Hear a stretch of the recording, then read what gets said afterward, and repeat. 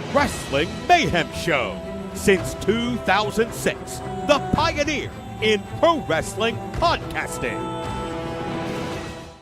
This show is brought to you by IndieWrestling.us and IndieWrestling.network for your independent wrestling entertainment. Slice on Broadway, supporting Pittsburgh podcasting with the perfect pepperoni pizza. Just wait, just wait, just wait, just wait, just wait. Wait for the perfect time, then attack. Don't give up what you want, take it back. Wait for the perfect time, then attack. Do what you got to do, make it last. Wait for the It is the Wrestling Mayhem Show 916, Tuesday. We've been talking about professionalized wrestling. I'm Mike Sorg at Sorgatron on the social medias in the Sorgatron Media Studios in Pittsburgh, Pennsylvania, and we got a very full studio with us. First of all, let's go over to the side camera here in the studio. Hi, guys. Mark Carlins is here. Hi. Hi. Our friend. And Mason Mania is here. And what is it? What is this alien in the background? His name is Jeffrey. He has a name. Jeffrey is his name. Well, he's Mason's best friend now. Okay. And we're teaching him about life on Earth, so we brought him here. Okay. Maybe he'll have a question for our guest tonight. later We on. have Come up with something. the Dangerous Knights crew, the 880 Tag Team Champions here. Yep, because Gianni, I think, were you a champion last time you were here? Of course he was. I might have been. Kids That was never- what, February? Kid's never not been a champion, okay? Gianni, Michael, Emricko, David, Lawless. I think you were both 880 champions, I believe, right? We were. I actually gave him the 880 championship in my stead after I hurt myself. There you go. A little closer. To the microphone? Yeah, in the microphone. There we go. go. Yeah, but people won't be able to see this hat, That- which that the is guy at true. the store said I'm the only person he's ever seen pull this off. The hat. Yes. So this is, for the people on audio, how would you describe this hat? It's a fedora with safari flaps. There you go. There's no other way To to protect describe your it. neck Simple from the enough. sun, is that right? Amongst other things. Okay. Mosquitoes, whatever the case may be. You're just looking really, really cool, too. There you go. Really pulling it off. That's great. The guy at the store said I'm the only person he's ever seen pull this hat off. We're going to talk about a lot of stuff. You guys have a big show here on the 4th of July. Yes, we do. Down at Diamond Beach. That I didn't even know was a thing here in Pittsburgh. I'm learning about a new location here. Big show that's happening, music and wrestling. This Thursday, July 4th, they'll be streaming at IndieWrestling.us. We will talk a little bit about that here in the show. But first, let's get into what has been happening around the wrestling world. And first of all, I think we're all worried about Paul Heyman. I'm not worried. You're not worried? You're not worried? No, it was awesome. I got no concerns. Is Mason worried about His death served a purpose. Okay. It entertained me. Okay. So it's fine. That Okay. man is not dead.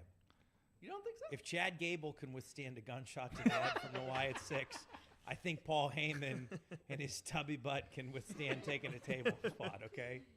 So, I mentioned this briefly before the show. How much method acting do you think Paul has been undergoing in regards to scruff, pale skin, perhaps a few extra lbs being carried around? Do you think this is just a happy accident? How much of this is happy accident and how much of this is method acting? What do you think? I think he's happy to be eating more, if it's possible.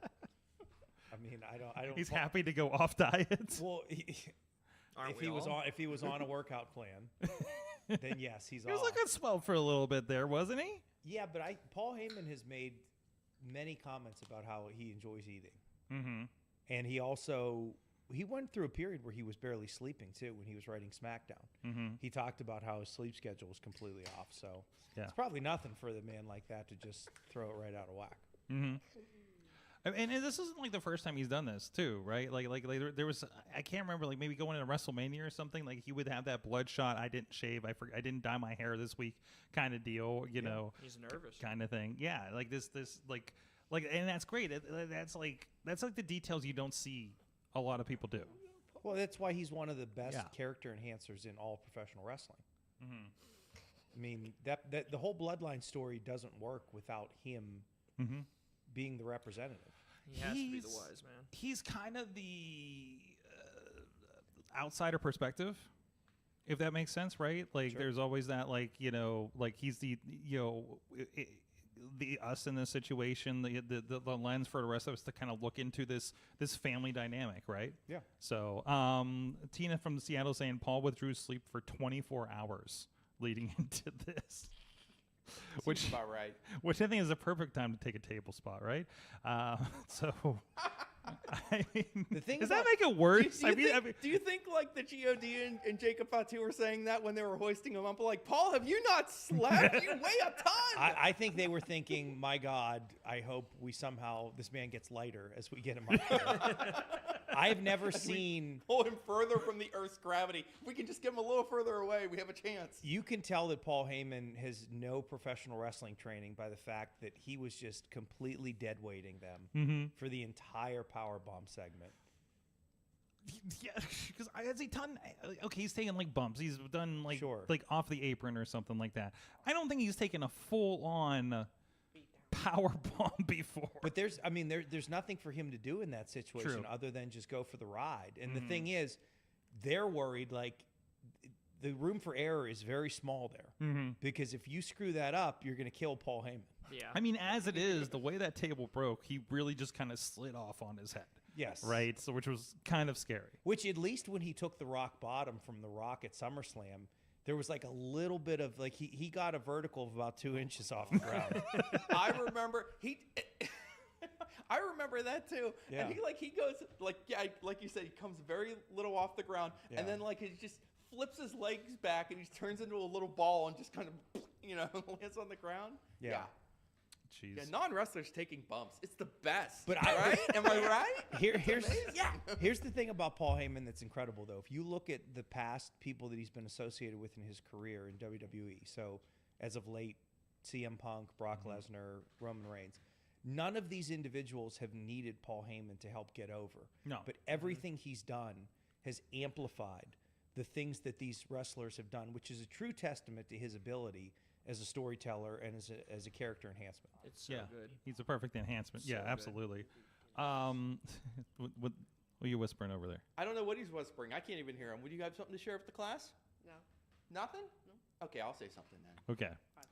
How freaking awesome is the God and Jacob Fatu? I don't even care what Solo's there. Yeah. All I do is look at those other three guys. I'm like, these are the coolest guys I've ever seen in my life. Tama Tonga does the blue steel look all the time. Like always, I can't talk saying Solo, I love you, like around the house all the time now. I'm just waiting for Lance and Hawaii to come into the fold, Oh too. man, Hikuleo. that's gonna roll. Yeah, Hikuleo looks like it's happening. I think he just broke up with El Fantasma, and they were talking about that on the AEW stuff this weekend. Yeah. Copyright some names. Let's Just get them in here. scooping up all the Samoans. We're out of Samoans. Let's get some Tongans. Come on, let's go, people. It's crazy, too, because if you look at all the promotions these people have come from, right, you're pulling these talents from promotions all over the world. Everywhere. I mean, and it's a true testament to the global storytelling. Yeah, and they're bringing in, and this is the thing that and I know we've said this several times, but they're, one thing I liked about when we had like AEW starting, like we acknowledged like everybody's history, right? Yeah. It was like, hey, there's this history in New Japan and PWG and this and this promotion in Pittsburgh and this promotion in Cleveland and Seattle, and name dropping those, and now we hear that acknowledgement on WWE. Sure. It's just like these guys tore up Japan and did all this, and Fatu was the guy that nobody could deal with and all this stuff, right? Like they're really just the Samoans nobody wanted to touch, and now it's just like the scariest group. And even like more than that, like it's so much better than just like calling up. I mean, they got plenty of like big athletic guys down in NXT, but this is so much better because these dudes are they're like beyond ready for a spot like this. Oh, yeah. Jacob Fatu's in the best Absolutely. shape of his life. Tama's awesome. He's been great in New Japan in the last 3 years. Yeah, but it's natural storytelling, too. It's not like you're just trying to shove like talented people together for the sake of being together. Right. It's if someone in your family was in a different country or worked for a different company and was being railroaded or trying to take over that company, someone else would come in, right? Or your family members would come in. It's not like, oh, here's this person we invented, right? You would actually have these people coming to your rescue. or coming to help you. This is like the best kind of nepotism. Well, Yeah. It It's really really good. is. Yeah. It really is. Really good. it reminds me a lot of when like LA Knight kind of got called up and burst in, and it was just like it's so obvious, like he is so ready for this. Yeah. You know, he knows what to do. You can put him anywhere. You put him on commentary. He runs his mouth. You know, he's got a billion things to say. You put him in the ring, and he's got his promo down cold. You know, and it's the same thing. You know, God, Jacob Fatu, they know exactly what to do. They can do all those little things. Wrestlers being great wrestlers. Yeah. Wrestlers make the best wrestlers. I think I said that. Well, and keep in mind too that when they finally let them off the leash, people that don't know their work are going to be blown away by what they see, because everything that's leading up to whatever the ultimate War Games or Survivor Series match are just little breadcrumbs that people are getting to see what they're capable of. But no one is going to get the full experience until they go into the actual like premium live event. Right. And that's going to be their coming out party where people are like, "Oh wow." And they're This just is gonna crazy. they're just gonna sprinkle little by little. This is another thing they're really good at, right? Like okay, we know you can do every baller effing thing like New Japan or GCW or whatever, Yep. but you're just gonna get little bits of that sprinkled as they are introduced, you know, Yeah. on the like from show to show, right? Well, and look, I know in today's wrestling with AEW, we need to show every person every single move and every single counter we can do in a 2-hour block. But like, you know, amazingly, you can leave some meat on the bone so people want to come back and watch more. You don't have to put people through a door every single match. right. So yeah, no, and they've been really good about that. Another thing that they're, you know, of course, we were talking before the show, long-term storytelling with the Samoans and everything. And home, man, those Roman chants are getting louder from week to week, and this is gonna freaking explode. It's just a matter of when, right? The other thing that they're taking their time on, and I love some of the comments when we're talking about the Wyatts that we've been putting out there on like TikTok and stuff, where they're like, "What? You know, what's the big deal? They've shown like literally nothing in the last 3 weeks," and it was like, "Well, you're not fucking paying attention." Because it's the small details. You know, it's 2 weeks of VHS tapes, which is hilarious to me, that they found a VHS. We got to get this out to the production tub. Hopefully, what do they say? Somebody ran to the store and got a VCR, as if you can do that right now. They were on what, Indianapolis when they needed And it last hook week? it up to what And television hooked it up set? to something. Yeah. Like, listen, like, I've seen big productions getting shut down from like one adapter box missing. Yeah, You right. know, that was like, well, where are you going to get The this? XFL was ruined because they forgot to put gas in the generator. If it's like, Right? Oh, Yet they're man. pulling. Yet they have a VHS tape in 2024. there is a show with a production truck that was 45 minutes delayed because one box wasn't there Right. to make the stream working for the English feed. You know what I mean? Like, we witnessed this thing. It was like, we need to go find a VCR Yeah. that they don't even sell in Walmart anymore. You're lucky you get a DVD player now. Right. You know. You got to go to some thrift market. Listen, somewhere. I can suspend disbelief Yeah. of you know the Wyatts and an Undertaker, but I can't suspend disbelief that you're going to find a VCR on a Monday Right. on a Monday night at 9:30 p.m. In in this- Indianapolis. in this economy? In this economy. Do they think they're Toddy Tondera? It's some vintage Mark flipping stuff. Is there an Indianapolis Toddy Tondera? You're goddamn that right there got is. this? Of course there is. There's a Toddy Tondera in every community. But no, I think one of the coolest things about this whole Wyatt 6 thing, and just everything that WWE's doing, right? The Wyatt 6 segments for the last 2 or 3 weeks have comprised what? Collectively, 10 minutes of television, maybe? Max, maybe. You're watching, you've got people to commit to watching 6 hours of television just for that little nugget that maybe you'll see them. Like, 10 minutes. in today's world where people have the patience of a butterfly, where they don't want to wait for anything, the fact that you get people to commit to watch this just to see that little segment, it's amazing. That was always like, you know, and also it's ready made for that social media world too, because it's Sure. like, well, you know, I'm not going to sit there, but I'm going to go watch that YouTube clip, Right. Oh, right? absolutely. And it's Oh my on God, on those QR Twitter or codes, X or geez, Which is going to whatever. draw you back to watch the full show then. or at the very least, watch that next PLE, watch the Money in the Yeah. Bank, watch the SummerSlam, watch Yeah. whatever Subscribe else to is going on. Peacock. It's almost like WWE has earned their A+ rating on all of the social media sites that they have that talk about their YouTube channel, their X account, their Instagram. Like, everything works in harmony. And I got to be honest with you, there's a joke that like the porn industry has always been ahead of technological advances in the internet, right? But tread lightly there. Truthfully, WWE has also been on the cutting edge of the next connections in media. I mean, if you think about it, right? Like WWE Network was revolutionary. It was incredible. You did not have companies that were even thinking about putting a live streaming dedicated network up. And then the closest thing you had was Major League Baseball with MLB TV.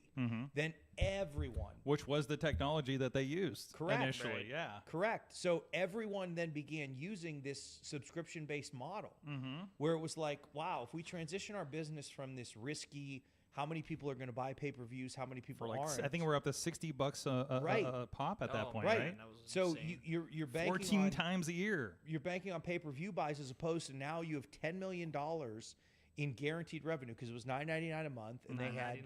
I think it was, 1 million subscribers, right? So you have $10 million in guaranteed income coming into your company every month. Now you have that money to play with to expand on your brand. And look, they've set the precedent for everyone else. It is kind of nuts, and we talk about this a lot with the AEW stuff, right? Like they're still selling the pay-per-view model and expanding on pay-per-views, and they're $50 a pop, unless you have a VPN, and everything like that. And it's just maddening to me that they have not struck a deal with Max yet. It's got to be coming in this new deal. If they're not getting like streaming on Max, like we have the Peacock deal at the very least, I don't know what's going on over there, right? And it's TNA, same thing. TNA is doing the $9.99 a month thing. It's like they're doing the playbook from 10 years ago.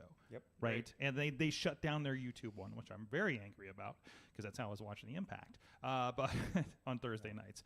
And I'm not going to pay their $10 a month for like everything, for basically the same thing I was getting before on a different app I have to download. For free. Mason, where are you watching Impact now? None. Not at all. No. Where Oh, I were thought you were watching finding it? streams somewhere. Okay. Were you were watching some illicit stream somewhere? No. Tread lightly. Oh no. We don't support Yeah, be pirating careful. on this. No, at least not until the Patreon. But yeah, no, but yeah, it's been phenomenal. Plus, you got the Netflix thing next year, and that's going to be.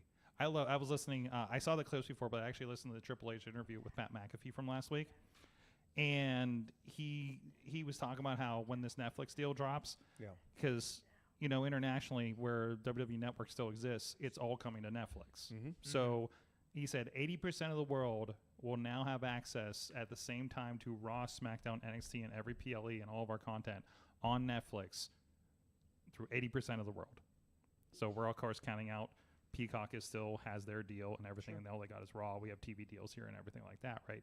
So like that's crazy. Yeah. Like that they're just on that That is thing, nuts. and how it's going to change the paradigm of like how does the advertising work? How is that?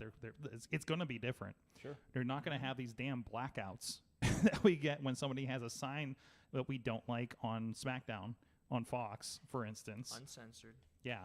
Well, it's going to again bring wrestling to an international level, and it's going to allow people to consume wrestling in the same way. It's amazing to me because there were people that I met that either came over to this country or people that live in different countries that learned how to speak English through watching Nitro or Monday Night Raw or wanted to become professional wrestlers because this was like the only American television show that was rebroadcast internationally. So you're going to have a whole new crop of individuals that are going to come up watching Netflix, consuming professional wrestling. As with some of my work, with some of the sponsors, they're like are from India, and they were like, "Yeah, I watched wrestling growing up in India. Sure. It was we had WWE, and everything. Sure. It was like it's really cool to kind of see that. Watching wrestling right now, watching anything right now is a conscious choice. I think that when the Attitude Era was going on, right, you still had channel surfing. You didn't have the proliferation of content. We only had 50 channels then. Right, which seemed like a ton back then, but now it's like nothing. You have Infinite. 50 different streaming services. Yeah, exactly. That you're competing with. Exactly, and you got YouTubes and TikToks and all that kind of stuff. Well, you could whip around the horn on your cable box in less than 30 seconds usually with only 50 channels. Yeah, but I mean, the children don't remember that, do you, Johnny? But you don't I even. do. I just You say can't so. even see what. I mean, you can read the description of what's going on, but Yeah. the way you saw wrestling was because when you were flipping through the channels and Yep. that came up, you actually saw wrestling. Oh yeah. You It was- didn't it was see a so- You saw description. big and it dudes was- beating each other up, and you're like, now wait just a minute here. What's Right. going on And the here? crowd was so like a rock concert. Like Yes. it's Yeah. so It was wild to look awesome. back at those Attitude Era shows and Yeah. how just you had everybody had a sign up and everybody it looked like a All the rock and flash roll bulbs show. that would go off. Oh and- yeah. Oh, yeah. Like it was On a crazy. random It just Monday. even if there wasn't something kinetic happening in the ring, the background was. Right. You know, and it was just something that caught your eye. And now, like, if you look at Netflix, right, they are starting to do more like anchor broadcasts of live events. But really, WWE is going to be the first live episodic week to week show that they're going to have, which is going to bring in a whole new crop of audience. Because when you go on to Netflix and there's a live event, that is like the prime target on the landing page. Yeah, like Peacock, like unless there's a show happening right now, Yeah. it's kind of buried. Yes. Oh, absolutely. It's really kind of buried. I even couldn't find it. Like we had a tornado warning here like last Thursday, and I'm like, well, I don't have cable. I know PXI's on this because I'm watching KDK on the CBS News app, and I brought up the phone and couldn't even find the live feeds anymore. Right. You know, it's not like so. WWE is succeeding despite their Yeah. their I mean, platform at the- this point. The thing about the Netflix deal too that is going to be difficult is like we will. The thing that's going to be Yes, into the mic. interesting and possibly frustrating about the Netflix deal is that it's going to be very hard to measure exactly how successful or potentially not it is for WWE because these streaming services love to keep that data very They close do, to the vest. but WWE's very good about putting that data sure, out there. WWE will tell you how many people they want you to think watch their show, but you know this is not being independent. no, I- You're the lamest by thing a, from by a Stan. I'm so crooked sorry. company like Nielsen or anything like I've- that. I mean, I've- look, you don't have to jump into the chat. We all know Nielsen's a very Okay, flawed okay, system. I've okay, never okay. heard. We got I got keep, some scars. Matt, It's okay. Matt Carlins got We'll some move TV on. news scars I'm coming just out now. saying, Give him a hug. I've Give him a never hug. Give him a heard- hug. It's going to be hard to know exactly what they're Personally, I've never heard of an indie wrestling promoter or any wrestling promoter lying about the number of people who No, are watching or at their What are you talking right? about? But I mean, I think like to counter what you said, Matt, there's not you don't have to gauge success or lack thereof based on what they're doing on Netflix. The success is they got the deal. Yeah. They got the Right? deal, That's and they're true. still putting 19,000 people in selling out MSG. You know what I mean? Like Right. that- And there will be other ways to measure, you know, how they're doing. Like, you know, you'll be able to tell. They're by, still on you the know, stock Google, market. You know, Google search. You know, They still data will have be able to tell you what's going on. NWA champions involved in the show. I think they had last night, right? Who? Yeah. Or I don't know. I think they were basketball guys. One guy was with the neck, Oh, like yeah, Mason NBA, Celtics guy. yeah, NBA. yeah. You said NWA. What did I Oh say? yeah, I NBA don't- Twitter almost oh. had a heart attack because they Well, thought, and what's and- his name from the Knicks hurt his hand. I So, think yeah. I think where you're going to see it is you're going to see it in social media impressions if they can even have more of that, Right. and you're also going to see it in merchandise sales. You're going to see it in them Yep. in people that are coming to live events. Yeah. But it's also going to be in the countries that want to host these events too. Mm-hmm. I mean, this is the first year WWE is ever going to have premium live events in multiple countries. Mm-hmm. It's not just as like one special one-off All that year. someone has. Yeah. Right? Yeah. This is now becoming a regular part of the rotation. Yep. So it's going to open up a lot of opportunities for people internationally. Yeah. Hey, but, That's I awesome. mean, it's. I've always felt like the biggest measure for success when it comes to wrestling is like how much money can you separate from the consumer, right?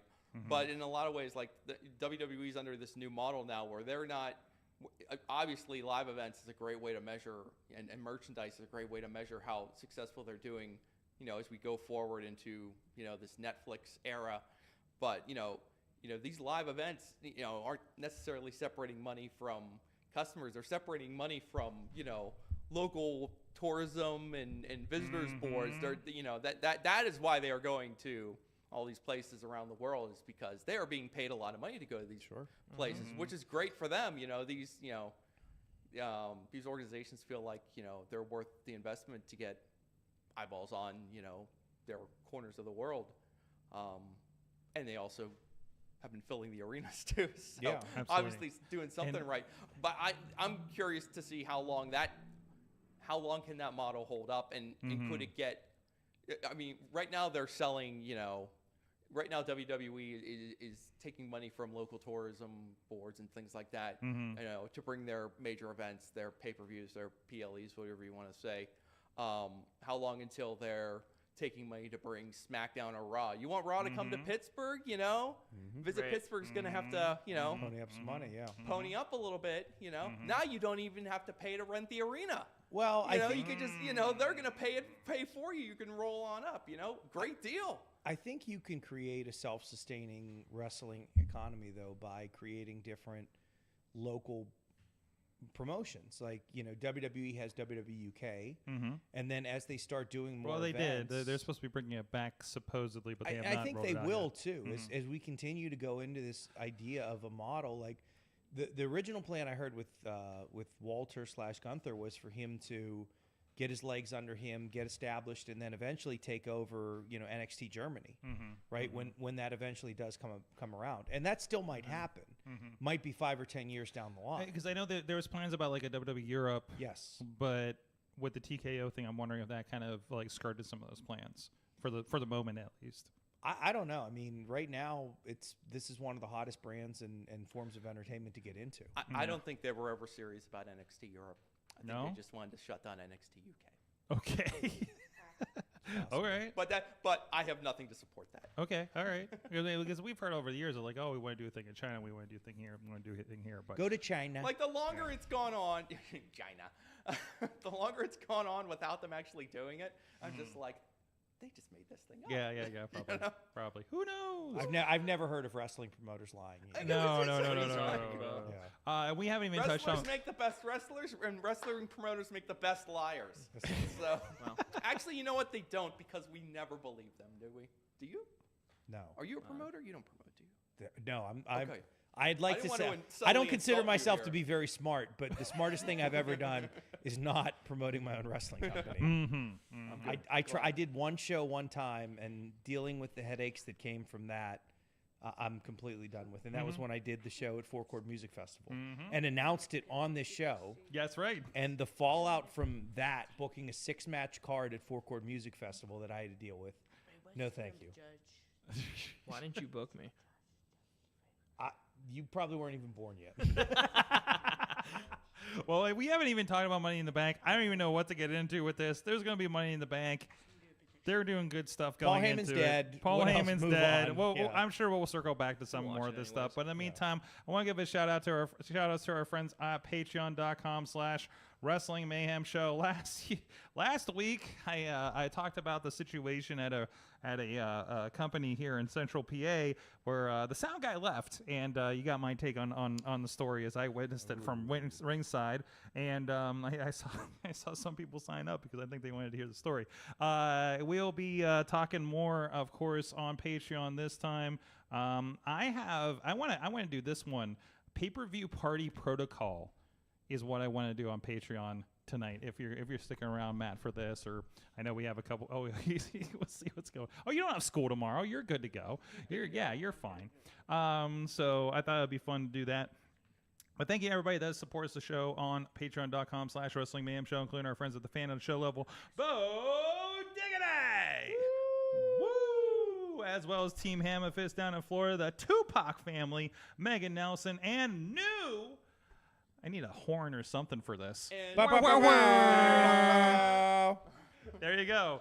Bubba Brewer has joined the Patreon. Oh, nice. Bubba, I could have sent you the story for free, but thank you for the support. I'm gonna give him a free plug here for APWF because there's a little rumor that the Gavel David Lawless will be on the next APWF show. Oh yeah. So, Okay. Yeah. Okay. They're coming up here. I think end of August. yes, at In the end of August. in Johnstown. So. Yeah. Everybody at the Poppy Club level, Dave, Prof Bob Punter, spouse of Bruce Julia Fair, BruceJoyFair.com, and Rats in a Trench Coat, Tony Kincaid.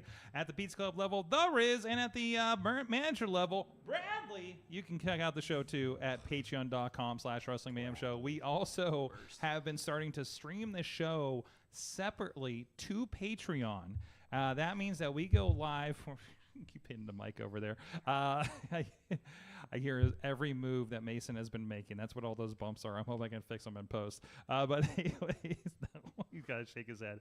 What was it? Oh yeah, we go live here a little bit before we do here for the rest of you and whatever we're talking about while those graphics are on screen and everything, and during the commercial break, and you'll actually see the Patreon recorded live here after the show. So if you want to tune into that stream is over there on patreon.com/Wrestling Mayhem Show for everybody that is a part of the Patreon, at least $1 or more over there. So thank you everybody that does support the show. So AEW had a show on Sunday. It was the forbiddenness of doors, and then I watched it over. I got back late from the show because we were doing VCW, so it took me like 2 days to watch it. But still, because it's a marathon, because AEW shows are a freaking marathon. Because what did he say, that he books wrestling for sickos like him? That seems about right. That's on brand. That's I on feel brand. like you're trying to bait me into something. Yes, I am. Yes, I Are you absolutely trying to am. lure me out of my foxhole. Listen, here? you're the only one here that shared a room with Tony Khan, so I just want to get your opinion on this. So, there were like 30 other people there. Don't make it sound weird, Sorg. But no, I thought it was a good show. Had a bunch of great matches. I even wanted to watch the 0 Hour because there was a couple good things on there too. The fun thing was Mystico and the Lucha Brothers. Oh yeah.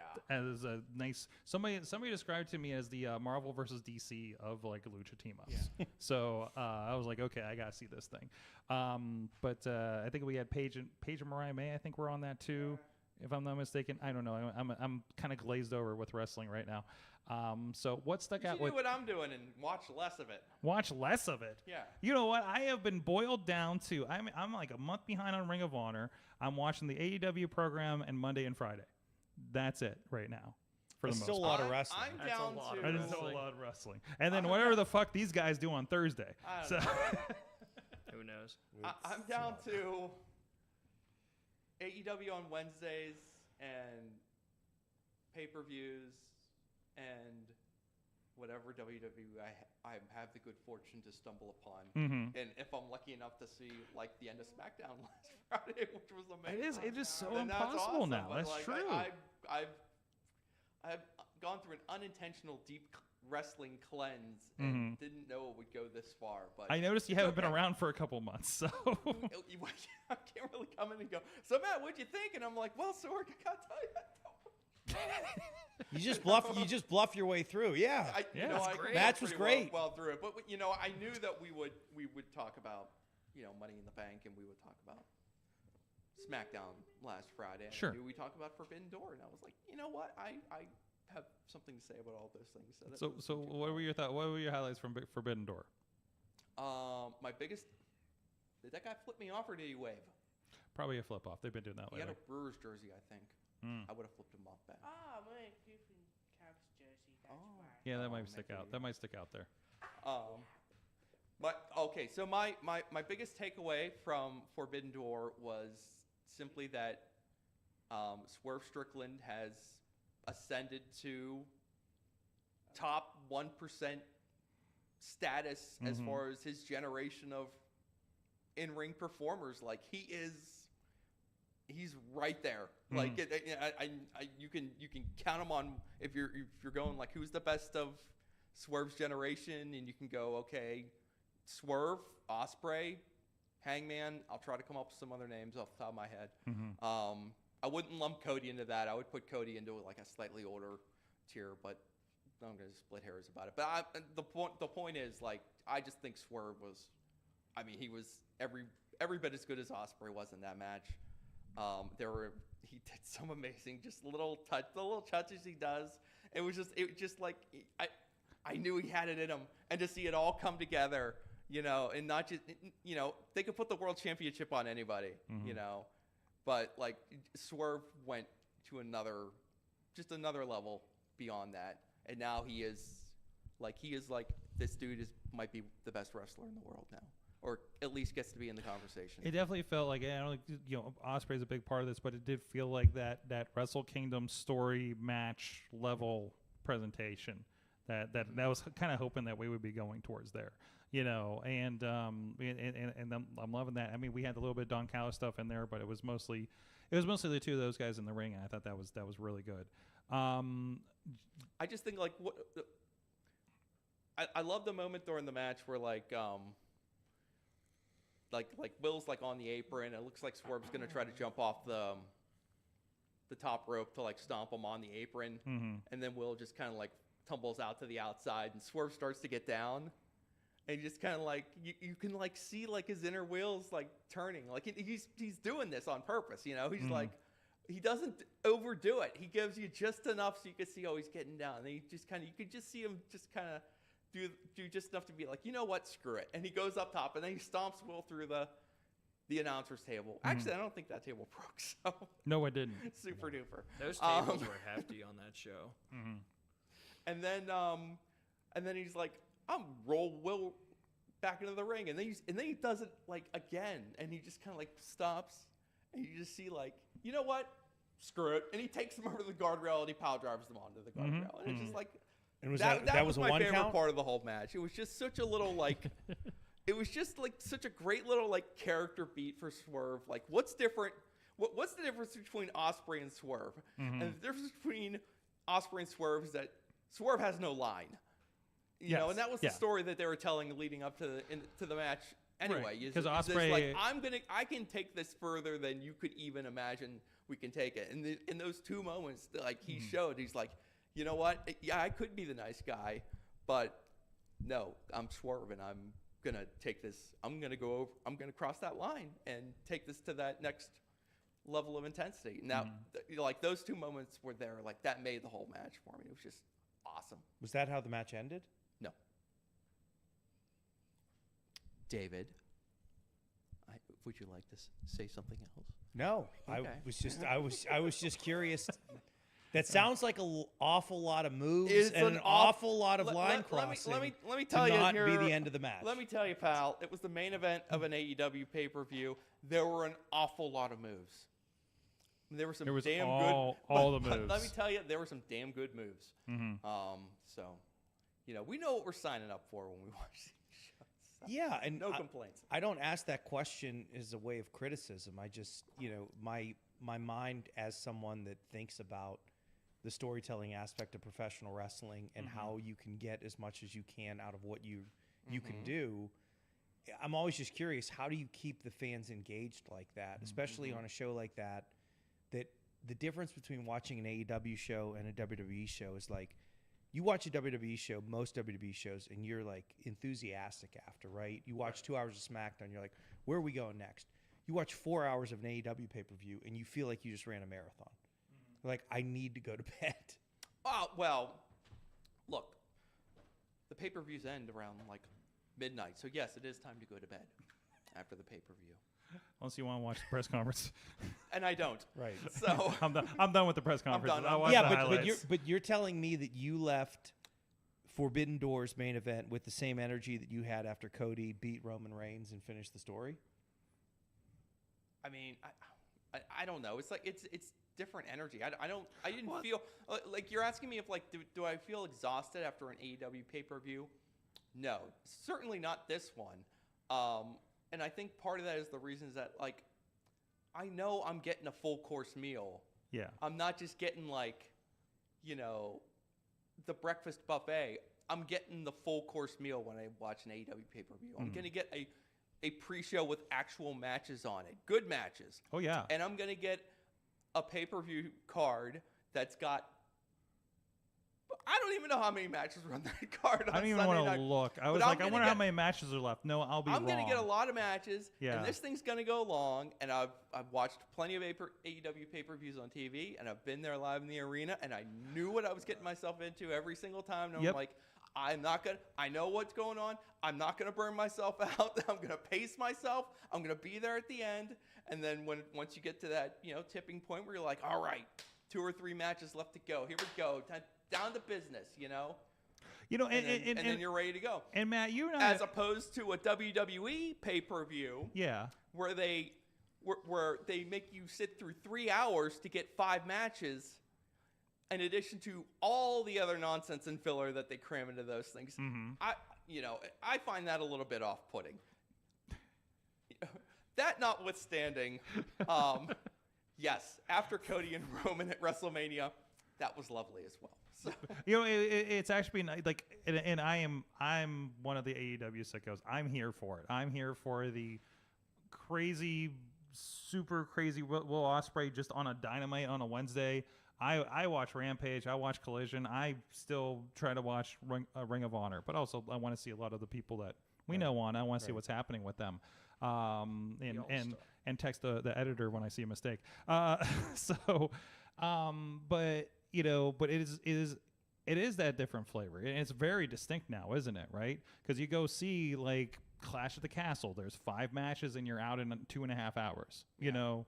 And it's just like, and I probably watched it late because it was a foreign show, and I'm busy on Saturday afternoons or mornings, right? And you skip all that filler, which is kind of nice to be able to do that. And you just like, you're done with it. I was like, oh, that was it? Oh, that's good. You're like, you're right. There is more substance there, right? Mm-hmm. And you are fuller for a shorter meal, but sometimes you just want that candy. And I think that's what AEW is. Yeah. And when it comes to what's going on, like when it comes to like I guess you could call this like the house style, right? And I'm trying to think like just like even like when New Japan was seemingly at its heights, of its powers earlier, within a decade ago or so. Yeah.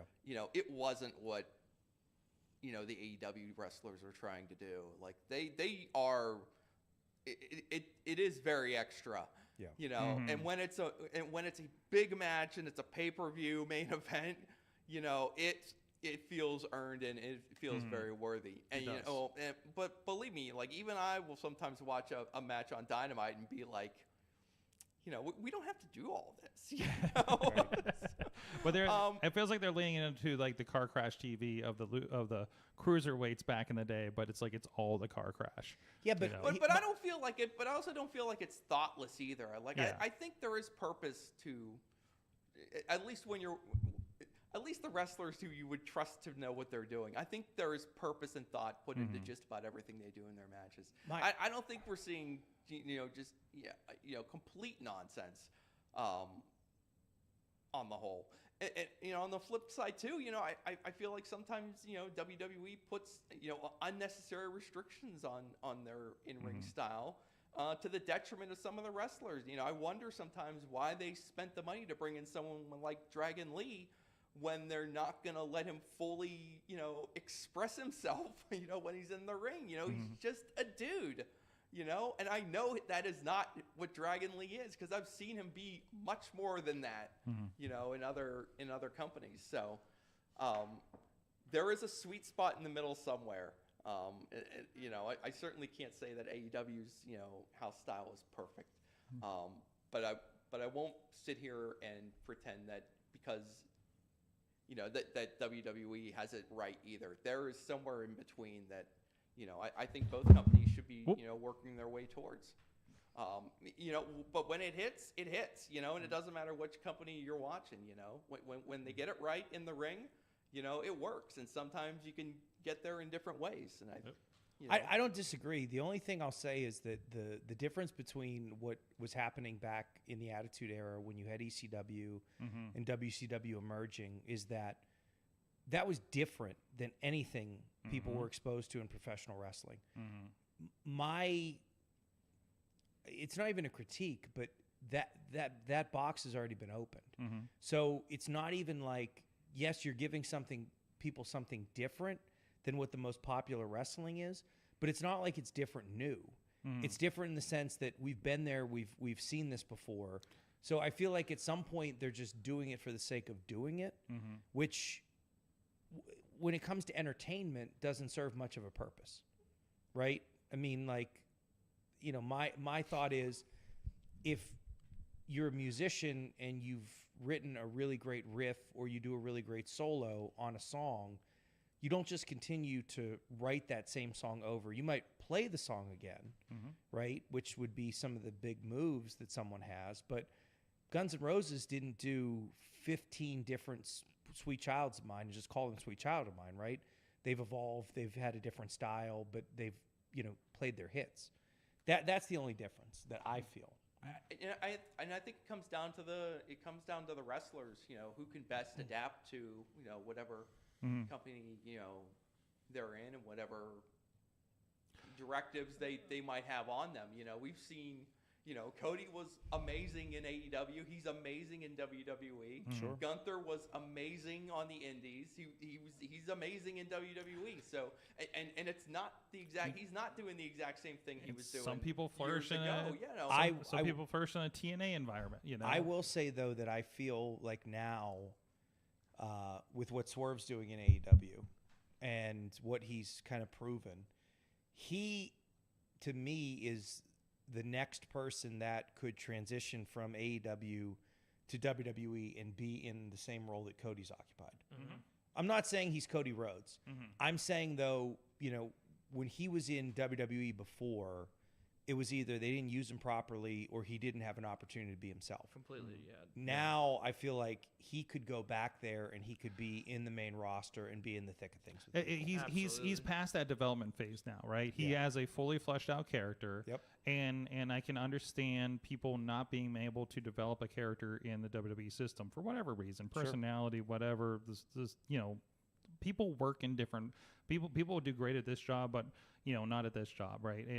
I feel like it's a corporate structure issue, it's a personality issue, but at that point when you're like the person that's desired, you get to make the rules. Like same with Cody. Cody couldn't get anywhere when he was there. But that's the thing too, is when Cody came back to WWE, right? Mm-hmm. He had a look, he had a theme song, he had a presentation. And I feel like the pieces are there for Swerve where it's like he has a look now, he has a theme song that he owns that he can take with him. He's got a presentation, like he's got he's got the music connection too that he gets to bring in with him. Right? I would not be. This is why it's so healthy to have multiple I agree with you there. National wrestling companies. If Cody hits a wall in WWE, he can leave. Yeah, there's a lot of options for him out there. If it's not working for Swerve in WWE and they cut him loose for whatever reason, let's see what happens. He's got an option. Let's see what happens when where he can prove himself. And I wouldn't be shocked if he's back in WWE after his deal expires. I mean, part of a healthy industry is guys bouncing back and forth, and I don't think people should freak out when AEW wrestlers shuffle back to WWE, and I don't think people should freak out when it goes the other way. This is a good thing. I think it's going to become... This is healthy. This is moving from territory to territory. It's going to become much more fluid. I can't wait for Dijak to become an AEW champion in 4 years and then go back to WWE and headline WrestleMania, for instance. Anyways, a lot of great stuff going on, and we're going to talk about what's coming up this week, of course. A lot of stuff happening. Indie Wrestling Network. Of course, we had this weekend VCW's show, Victory and Justice for All. Unfortunately, Madman Pondo and Shadow WX was not there, which means my videographers were a little bit safer. But we did get a no DQ match between Gory and Beastman. Representing Beastman, by the way, here, the Urban Legends t-shirt. Beastman's heading to Japan here next week. Is it Big Japan I think he's working with? I don't know, but I got to say to Beastman, to the individual behind Beastman, I wouldn't be surprised if he never comes back because... No, I'm serious. And I mean but that... he's got a wife here. I mean that... There's a Mrs. Beastman. I mean that in a good way, though, because I feel like, just like we talked about with Swerve, once people see Beastman and, get to experience it, I'm saying global phenomenon. It's a whole new I'm just going to go out there and say global phenomenon. You're talking about people who are ready for the moment, right? Yeah. I mean, there are many people. You know what? And I'm tired of Japan taking our Western PA indie folks. This has to stop. This pipeline needs to be shut off, Sorg. Tell the Western PA guys to pay us. These two guys are going to pop up in Noah. What the hell is going to happen? What are we going to do? I'm sure the people in Noah are going to understand the Dangerous Minds crew. You show up with that hat in Corkin. If this hat shows up in Corkin Hall, it'll pop. And then two things will be banned in Corrigan Hall: fire and that hat. Yes. Slick back hair. That'll slick back real nice. There you go. And of course, this week it'll be live somehow on IndieWrestling.us. is the Diamond Beach 880 Wrestling Thursday Night Fights on location I think it was in the city of Pittsburgh. I think is this the first 80 wrestling in city limits? I think. I mean, Diamond Beach is apparently a thing. We're told it's a location. We're told it's a location. It's a mysterious location. It seems to be by the zoo. So I think that's in city limits. So excited for that. But yeah, that's going to be this. It's going to be this Thursday. I believe the bands start at 4 o'clock, wrestling at 4:30. It's going to be wrestling throughout the evening. Listen, there. we're gonna save you people some time there. Okay. If you want to show up for a good 30, 45 minutes, come here at about 7 p.m. You're gonna watch the Swing by Dangerous- after the family picket, right? You're gonna watch the when you're done with Dangerous the Knights cookout. crew beat the fourth line again, and retain our 880 tag team championship. You got a street fight. You just fought these guys here on Friday night for the bar exam. They got so part lucky. two. They got so lucky. It was very lucky. Were you at the show on Friday, Sorg? I was on the camera. Do you remember how sweaty and sticky that thing was? Yes. This sewer trash that calls himself the fourth line, they live in these moist areas, okay? So this was like their natural habitat. We were all sweaty. We could barely stand in the ring. No We don't wonder live they in a took advantage. rainforest. What are they? Sorg. What are they? Mud puppies? Yeah, mud puppy hockey players. Okay. That'd be a good name for a hockey team, actually. Yeah. Yeah, actually. So puppies. you guys have had these belts for a couple of months, representing the tag team division down there at 880, of course. Representing every single title in 880. You're talking to the first and Cowpoke likes to say he was the first 880 champ. but Yeah. the first and second 880 champions. Okay. All right. And now we're the tag team champions. I mean, they could put a cruiserweight belt and we'd probably win it too. I'll shrink down for it. You're having a street fight, Yes. but you're on a beach. Yes. Allegedly. Allegedly, you're on a beach. I've seen pictures. It looks like it's a beach. Okay. There's boats. There's a lot of boats Yeah. around. So you have had fights in the middle of fields involving attempted vehicular manslaughter, all kinds of environments. What are you bringing to the beach? Water. I think it's already there. Yeah, like water for us to stay hydrated. We're definitely bringing our hat. We're bringing these shirts. By the way, What is this? What is this? Sloppy Steaks Dangerous Nights crew shirts will be available for sale Okay. at Diamond Beach. Is this the first time they've been available Yeah. in Yeah. person? Okay. Yeah. All right. First time available in person. Okay. If you buy a shirt, you'll get to take a picture with me in this hat too. Okay. Yeah. That's a big sell right there. Okay. Settle down. There's been what's happening over here? Do you have questions? What's Well, happening? unfortunately, the Gavel's pitch is so convincing. My son is ready to give him all his money already. He wants a shirt and a picture now. So That sounds I don't terrible. have this kind of Do you money. have shirts on you in your trunk? Of course I have. I'm on a shirts fixed man. income, Sorg. I can't be giving all my money to this tag team. I'll tell you what, for your Patreons, what we're going to do here is we're going to show you how easy it is to buy one of these shirts. When we go on Patreon, this man's going to reach into his wallet and find $20. We're going to have a shirt for his son. We're going to take a picture with him and his best friend. We're going to be $20 richer, and we're going to show you how easy. We're going to show all you morons at home how easy it is to become a part of the Dangerous Nights crew. Hold on, come over here real quick. Come here real quick. Let me see. Real miracles. Let me see. Get this on the video. Oh, that'll slick back real. Oh yeah, that'll slick yeah. back real nice. Oh, yeah. Yeah. I've been trying to.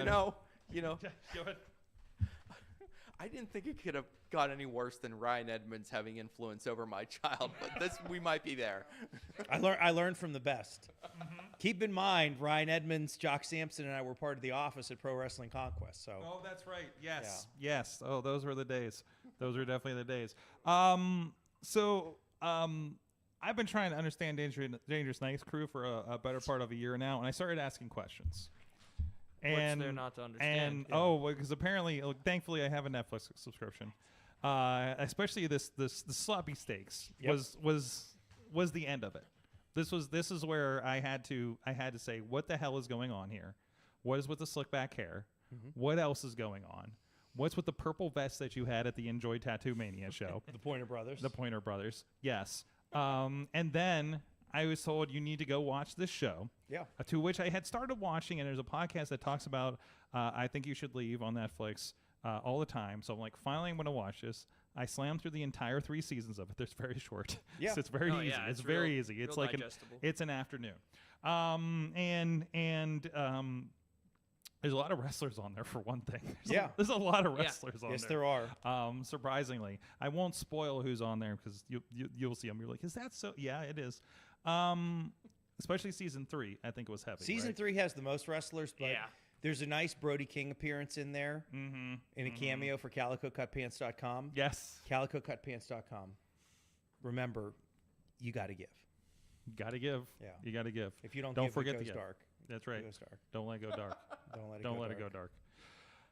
God, I'm in on this now. I feel Can like I- I feel like I joined a cult. Can I be somehow. honest with you, though, Sorg? Yes. Like, truthfully, when we started doing the Dangerous Nights crew at 880, I mean, this has been some of the most fun I've had in the close to a decade I've been doing wrestling. I can tell, and I've been watching you do wrestling for close to a decade. Right. And so coming out, doing the Driving Crooner cigar with Frank DeVille, doing the slicked back hair with Gianni, doing the Dangerous Nights crew. It's just, it's a blast. There's a lot of bits in there, and then I watched one segment, and I think it's like midway through season 2, and I literally made Missy sit down and watch it because I was like, Missy, watch this, and you'll understand everything that they do. Yeah.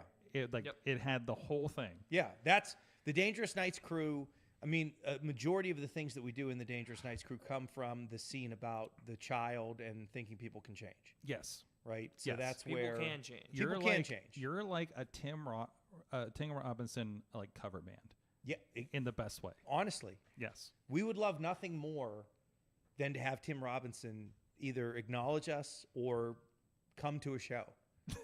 And in fact, Sorg, one of the things we were talking about was we want to do a promo just like Tim Robinson and Tim Heidecker do for the ABX heart monitor. But we want it to be Diamond Beach. You know, I want to go to Club Aqua, or I want to go to Haunted House more than I want to go to Club Aqua, right? I want to go to Diamond Beach more than I want to go to 880. You're not going, but I want to. It's stuff like that, and I will say the number of people that get it, like when you get it, like you get it hard. Oh, people are dying. Yeah. When we were at that Tattoo Mania show, we were taking pictures in the vests out in front of that step and repeat they had before the show even started. And the organizer of the Tattoo Mania came out and was like, we got the Pointer Brothers on the show? And honestly, that was all we needed. We were like, we did it. Like you are justified. We arrived. Absolutely justified. Yeah. Absolutely. Oh my God. But that show, I mean, the thing is, like, I would encourage everyone to go and watch that show because, one, you will find some connection to something you've experienced in real life watching that show. But two, it's just funny. It doesn't take any political stance. It doesn't. There's nothing in there that's offensive either. It's just wacky, goofy stuff that is absurdly hilarious. Yeah. And you have to watch it a couple times to really digest how funny it is. It's an awkward, and it's an awkward funny. Yes. My wife It does not like definitely is. awkward funny. Yes. So she's just like, what the hell are we doing right now? And it's Right. like, I'm like, roll with this, please. Yeah. Like, this is worthwhile. It's kind of hard to jump into, but once you do, you'll slam through the entire thing. If you start by watching, if the first thing you ever watch, and I think you should leave, is anything, you have to start with the first episode of season 1 when he's on the job interview, and he pulls the door from the pull as opposed to the push, and he just pulls it open to prove a point, and that sets the table for the fact that this person is going to be proven right no matter what. It's so good. And realistically, that's kind of what the Gavel David Lawless has always been doing for his career for 9 years. I'm never wrong. That's right. It just takes me circuitous ways to get there. Yeah, sometimes you're slapped by you're taken out by the shocker in the parking lot. Sometimes we were just looking at some clips before the show. Sometimes you have to kiss the ass of Kid Cupid. Oh God, yeah, that's right. So many things, so many things. So this Thursday it'll be streaming. Come down there in person if you're in the Pittsburgh area. This is gonna be a fun show. It's gonna be a crazy show. It's gonna be a weird show. It's gonna be like we're gonna win though. We make 10 times as much as those guys. I mean, there's no it's doubt. the only we're reason gonna I'm win. here. absolutely. Yeah. Wait a minute. There's a call out in the chat room. Justice to mention your original open challenge participants, the Department of Jocks on Friday night. Yeah. So Tough kids. Yeah. So I don't know anything about them. They're brand new. We didn't really know anything about them either, but they put their size 12s right on our face to start, surprised us, and then we had to get back on track. They're really they're really tall. They're big guys. They're big yeah, guys. They're big guys. I mean, their secret handshake's a little lame, if I'm being honest. Ours but, was a little better. It was Okay. definitely better. Well, they're new. They're still developing. They'll get I mean, there. I don't know where handshake class comes in wrestling training, but You'd be You'd be surprised how surprised. important it is. Yeah. Yeah. I knew I was setting up for that one. Yeah. So excellent. So go check that out. Anything else you guys are doing? I know you guys are freaking everywhere. Yeah, I mean, so let's see. We've got Enjoy coming up at some point in August. They'll be doing a show at August Bottle Rocket. The Bottle August Rocket, 10th, yep. I Or think. 10th, yeah. Let's see. I'm in Charleston for the Charleston Regatta on Saturday for Pro Wrestling Conquest. Then I'll be at Imagine. Then I'll be at, I think I'm popping up at RWA at some point as well. Okay. 880. We've been warned. Oh, be at Rise Wrestling. He's a cameraman right now. This is the busiest I've ever been in my wrestling career. Mhm. Awesome. I mean, I'm finally recovering from having Conquest, Imagine, Steel Cage match at Stage AE, then helping my best friend with his music festival. Can we talk about that for a second? Sure. Because you had this cage match with Mr. Grimm, Yes. and you didn't come out too well on that. It was one of the most brutal matches of my career. Scotty came over, and I didn't go to look at your face, but he said that you looked like you had been in a serious fight. Yeah. At the end of that thing. Yeah, it was. Yeah, it was great. I had a Teams meeting with a lawyer from New York on Wednesday, and I've got I've got a huge black eye. Oh no.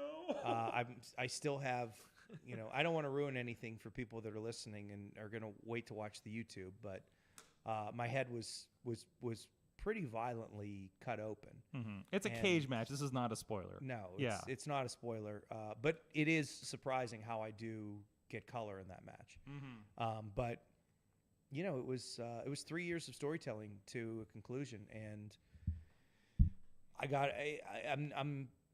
I don't know that I'll ever be able to tell another story like that in my career, and it's so rare in indie wrestling that you get that long to tell a story. And to end, we talked about after the week after that show here on this, and that's one of the biggest stages in Pittsburgh. To be at that venue where Ring of Honor, NXT have been, in the shadow of Heinz Field. I don't care what they're calling it these days. Yeah. Stuff like that. Like that was like you were the opening match of that show. My grandma's 98, and my cousin Carrie, who is turning 50, lives with her. Mm-hmm. And I think it was in June of 2015.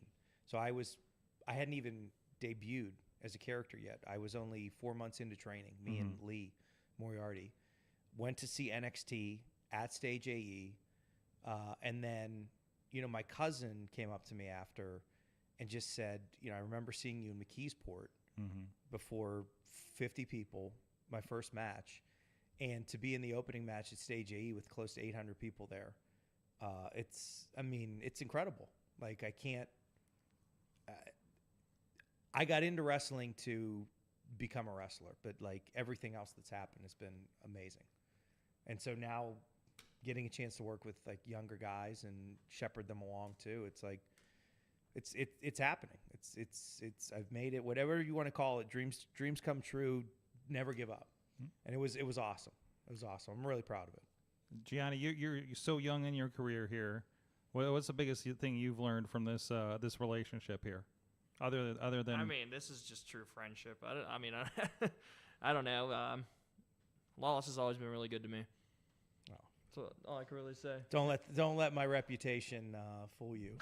And you're getting around too. You're in half the damn places that I'm taking a camera to. I Yes. think, didn't you just pick up another championship? I think down in Rise here in this past month. If I'm not Yes, I mistaken. just got the Ascension Championship at Rise last month, and I will be defending it on the 13th, and going you're everywhere. Regular contention for the No Limits title over in RWA. Yes, facing Crazy Steve on the 20th at Yes. RWA. Oh, jeez. Yeah, that'll be fun. Kids International too. He's up in Canada. Oh yeah. I was in Canada. I faced Rhino in Canada. Rhino, that's right. How's Rhino? Oh, It was awesome. That was definitely like childhood dream right there. I never would have thought, but he hit me.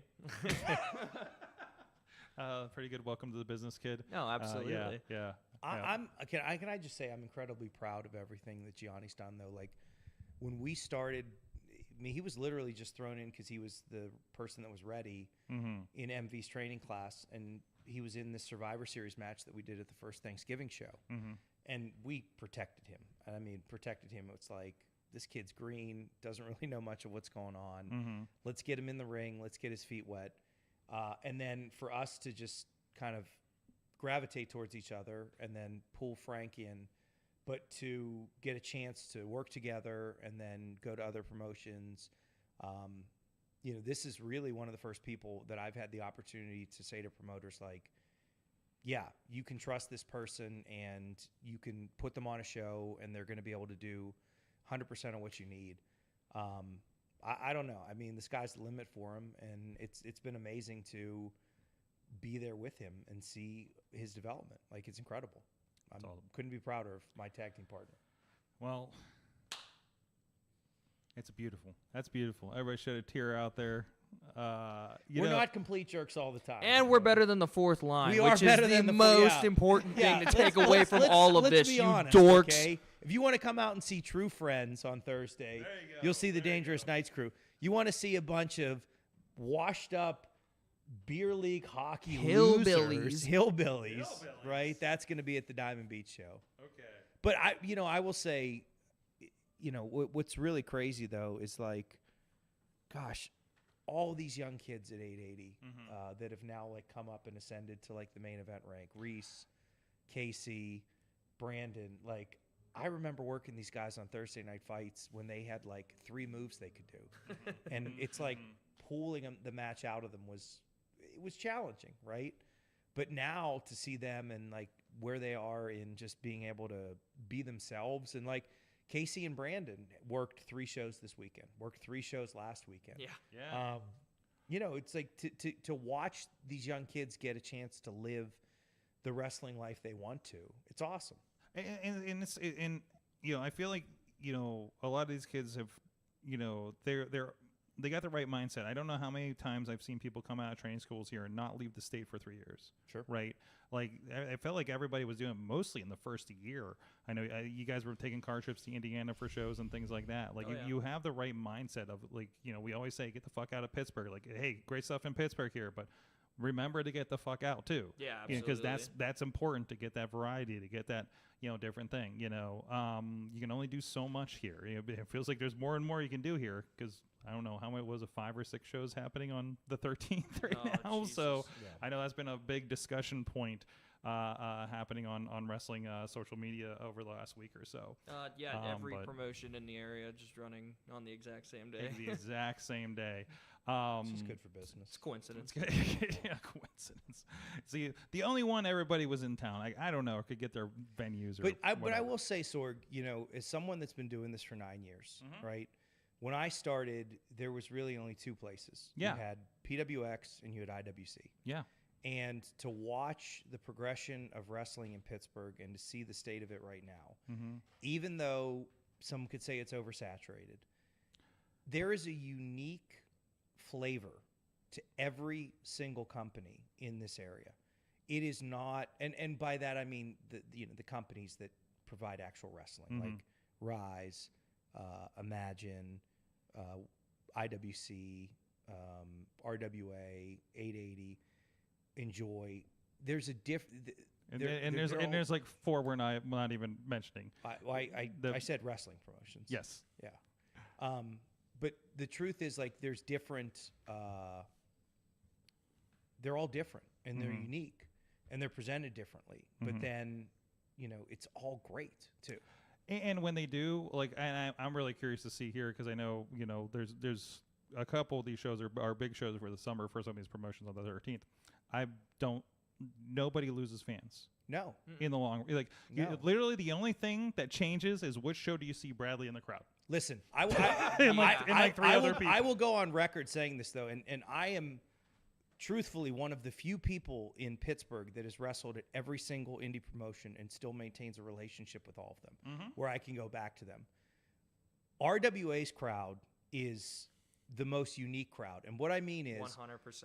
you could have WrestleMania 50 Yes. down at Heinz Field They will with not be there. 75,000 people, and the same 250 people in West Newton would be at RWA watching that show that night, and they'd be like, fuck WrestleMania, it's RWA night. That's right. That Gianni is- Michael Emricko is wrestling But, here you know, tonight. to a certain extent, like Rise has that pocket of fans that they've built up in the Uniontown area. Imagine has that pocket of fans that they have in Altoona. So, like, everyone's done- 2PW has that up in 28 Worthington, in yeah. Worthington. And I forgot 2PW too on that list of wrestling promotions. So, you know, I'll be back at 2PW in August also. That's going to be coming out soon. But, you know, and VCW heard it here. VCW has that pocket of people too. Yeah. So it's a testament to the owners and promoters of that company to go out and ingratiate themselves to the community. And truthfully, Feel Bad has been doing that for years now. That is, I have said this on the show too, or I may have said this on the show. I can't when they just had their 15th anniversary. Sure. And I looked around at the landscape of you know who's been doing things and who's been you know one way or another and treated been good to us, good to the wrestlers, good to the fans, and I can't believe that I'm looking around and seeing, and everybody's doing great companies and everything, but nobody has the longevity and has been as solid and consistent for as long as Dr. Feelbad at this point. He's and everybody has great companies that they're building, but they're just not at that 15-year mark. no. Like I can't, like, nothing else compares to what they're doing down there. We were in a situation 2 years ago when I did like 3 or 4 shots for RWA. And again, my schedule is based on if people get to me first, that's how I take my bookings, Yeah. right? So I'm not opposed to working for any company, and I've maintained good relationships with all of them. But we had a situation where I think there was a mistake on the poster that was printed or the date, and it was off by a week. And I think Feelbad had 200 pre-sale, still changing the date. We had a show in September. The next show was coming up in October. It was off by a week. And he still went around all these people and had 200 people pre-sale for the next month, even though the date had changed by a week, which is a testament to the built-in goodwill that he's garnered with the people in that area. Absolutely. Yep. I love he does, and this was illustrated with the Norm Connors coming back. Like, because it helped me remember, he does the thing that Norm used to do and shake everybody's hand going out. Like, I remember that was one of the biggest things when I first showed up at the IWC in 2006 was like the promoter shook everybody's hand and thanked them for coming. And that's one. That's Now awesome. you do have that thing where everybody rushes out because they want to get in front of that line. Yeah. Because he has to talk to everybody too, so he takes it a step further. But still, he puts in the work. That. And we have great promoters in the area, but there's a lot that don't even do half of what Feelbad does. Well, and I think too, like one of the things I want to say to everyone that's listening too is just thank you to all the fans and the people that support. I was having I was having an exchange on X with an Enjoy fan, and I thank them for what they did for wrestling. The response was, "Well, I'm just a fan," and it's like, no, you're not. Like, you organize pre-show hangouts, you actively support on social media. It's it's more than just showing up to the show. It's helping to grow the community, and I mean that's really what it is, right? It's a community. It's a community of people that all play a role as fans, performers, video, photography, commentary. I mean, and it's really nice to see wrestling in the state that it is now, because of how many opportunities people have to really spread their wings and fly. I mean, like I said, when I started, we only worked at PWX, and that was PWX, and we had the future shows. Then maybe you did a shot down at Black Diamond, and then you just kind of figured out where you were going to go outside of the area, and maybe you would get booked, but it was really tough to get in other places. And then, everything kind of slowly transitioned, and there's more promotions, and now people have the opportunity to show what they're capable of. It's awesome. Awesome time now. Well, we're going to take... rules. What's that? It definitely rules.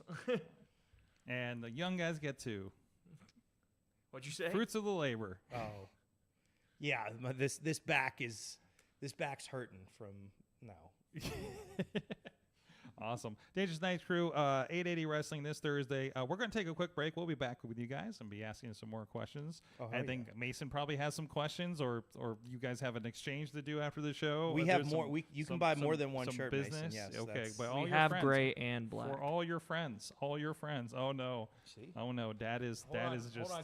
Cut to this. Oh The yeah, there you meet go. and greet This is the- bankrupts another. There you Gray and go. black. We'll be back right after this.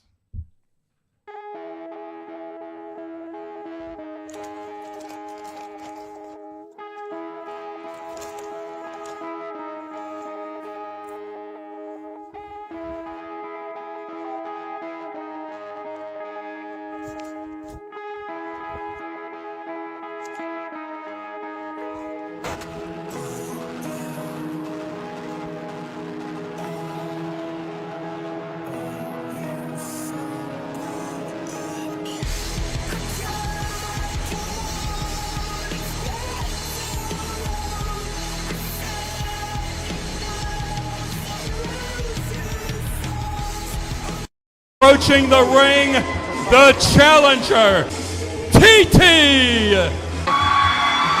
Newly created RWA Women's Championship. Again, this for free. Whoa. Oh, rolls her up. It's on the line tonight. I kind of don't blame her. And now TT, wow. 1, 2, starting things off a little bit. He's got a 2,000-day title reign. She's got a TT. I mean, Tony, you. 1,000 days. 2,142. Oh, God. OVW.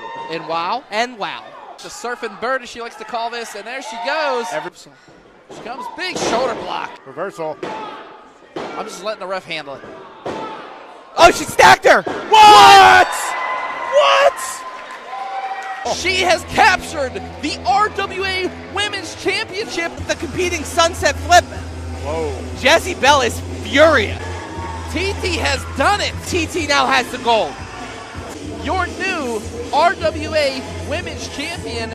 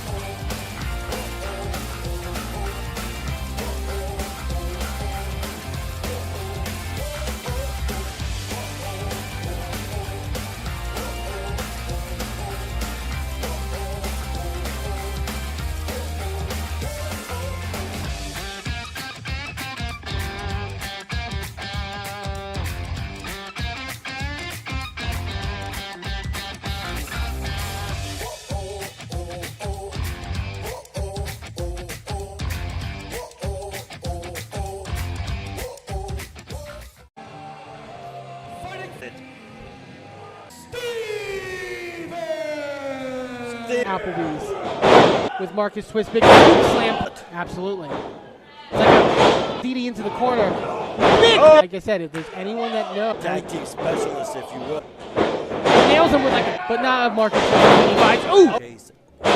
Do it. Double close. Stevens jawbreaker. What a blow this special. Feeling a little Oh! Colliding into that turnbuckle now. Dump better. He fully went. Oh! Oh no! He hit Jace! Still attempting to. Oh wait! Powder! He hit Jace again! Losing his. Wait, no! Marcus with a roll up! And Marcus twisting the wall. You can never doubt what they will pull out. Oh, wait a minute! Run it! Oh, come on! Thank you for joining us here at Victory Championship Wrestling.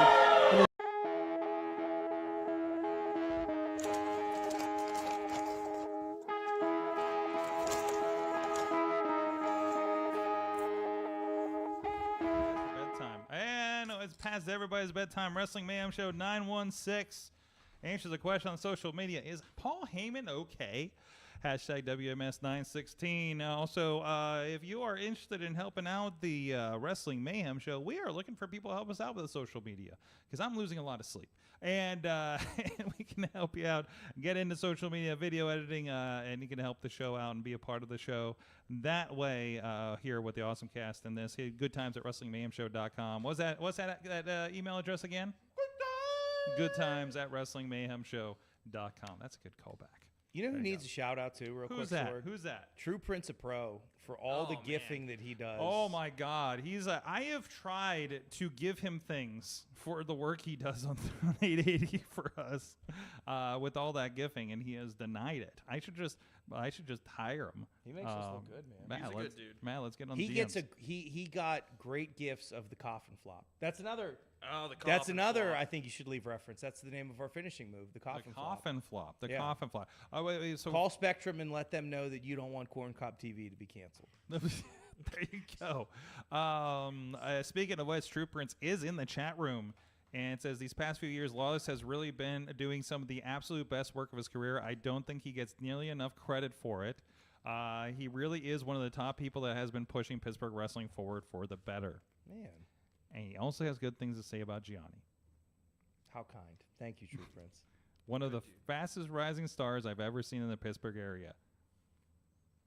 Something, incredibly talented, something, high-profile spots. Thank you, buddy. There you I go. got a Good question people. for the Italian strongman. Oh boy.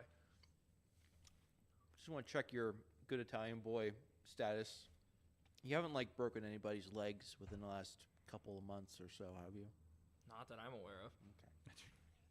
They haven't told me, at least, if that's the case. He's not like that kind of He's Italian. not Furio from The Sopranos, dude. He's not like I don't know. I saw something happen one time. I just got a little bit worried. I just don't want it to be an he's not like a Gambino or something. Oh, I know what He's we're not speaking of. We're speaking of Johnny Norris at Oh, yeah.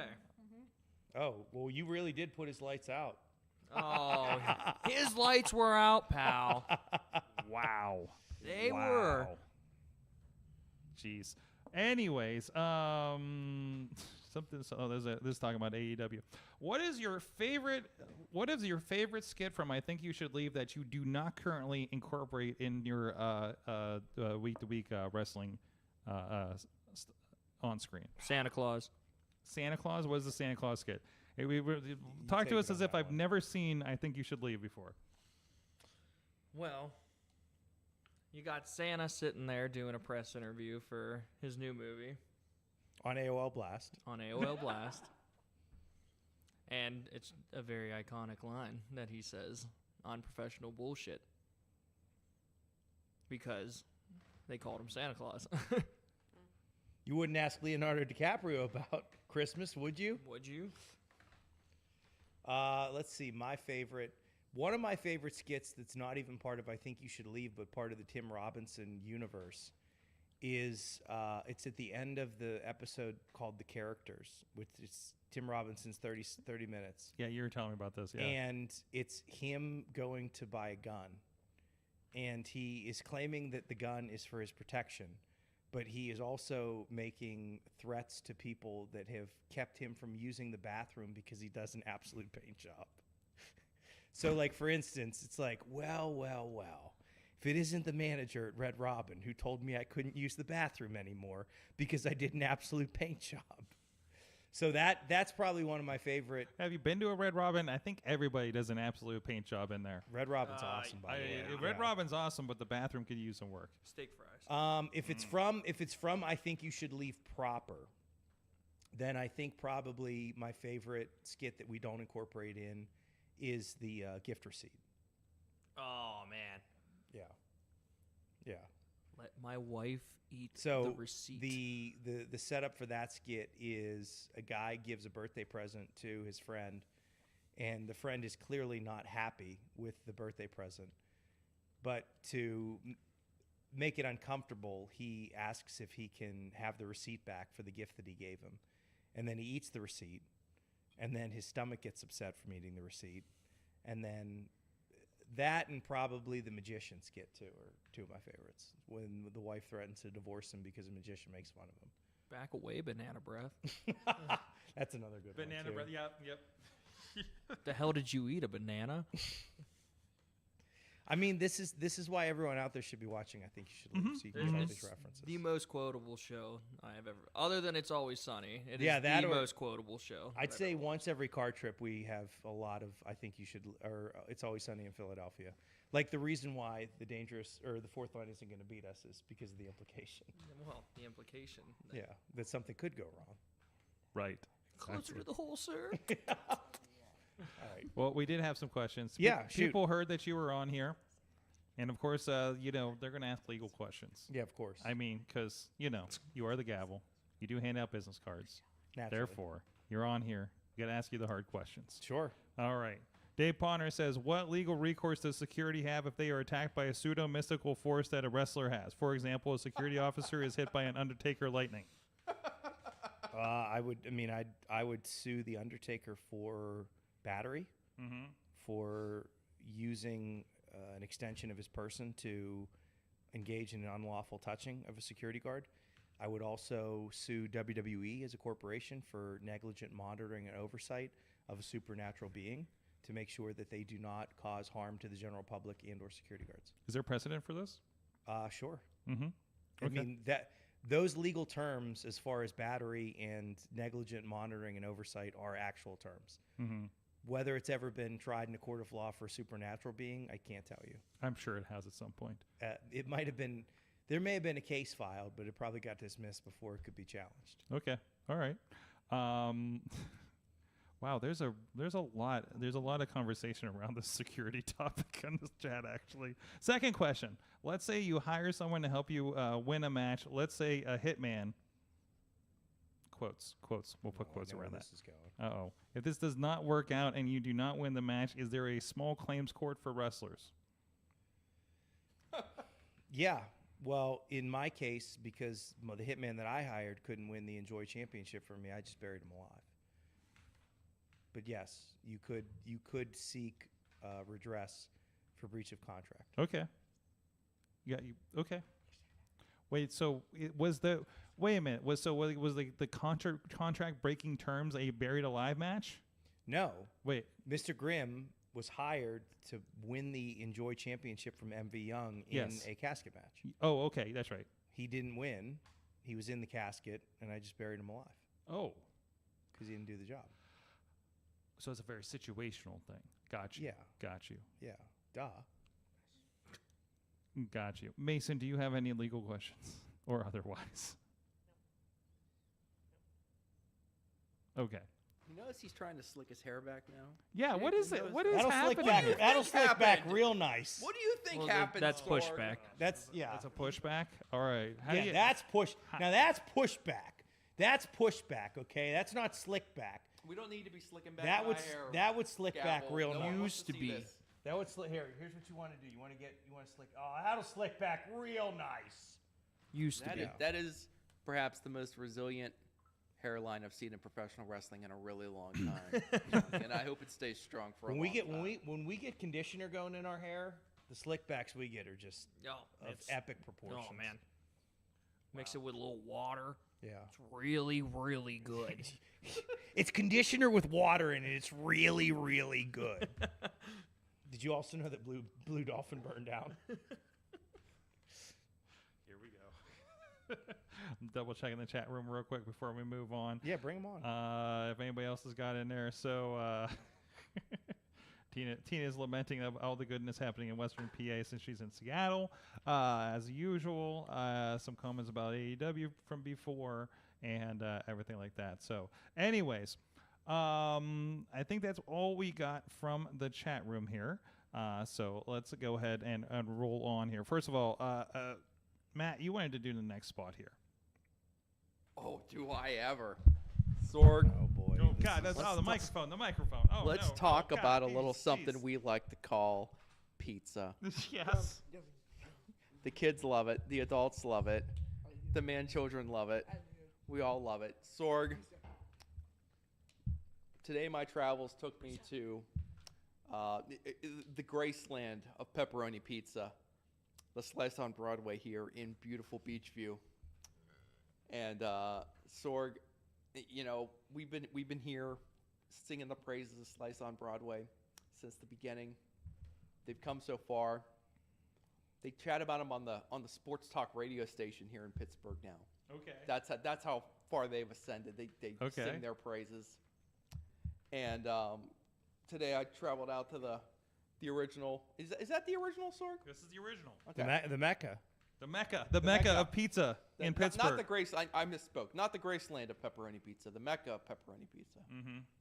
And I think we've all agreed that it doesn't get any better than Slice on Broadway. But today I went down there, and Sorg, they might finally have some competition, because right next door to the original Slice on Broadway is a lovely little shop called Tim's Corner Market, and it's run by the exact same people. Yes. Except in this place, they are making like deli sandwiches. None of that MTO crap. No, this is like real quality ingredients. There was a nice lady at the counter just working that meat slicer gimmick. What's happening? No, you do your thing. I'm talking to him. Pay attention. All right. Working that meat slicer gimmick. Yes. I got myself a loaf of pepperoni bread. So delicious. I just noshed on half that thing.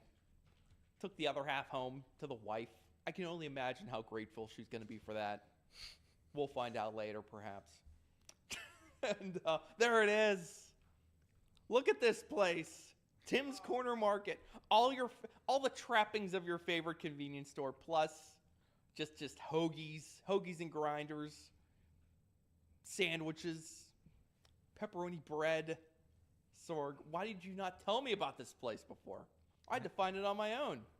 Look at this place. You had to stumble on this place. I had to stumble upon it, and I'm so glad I did.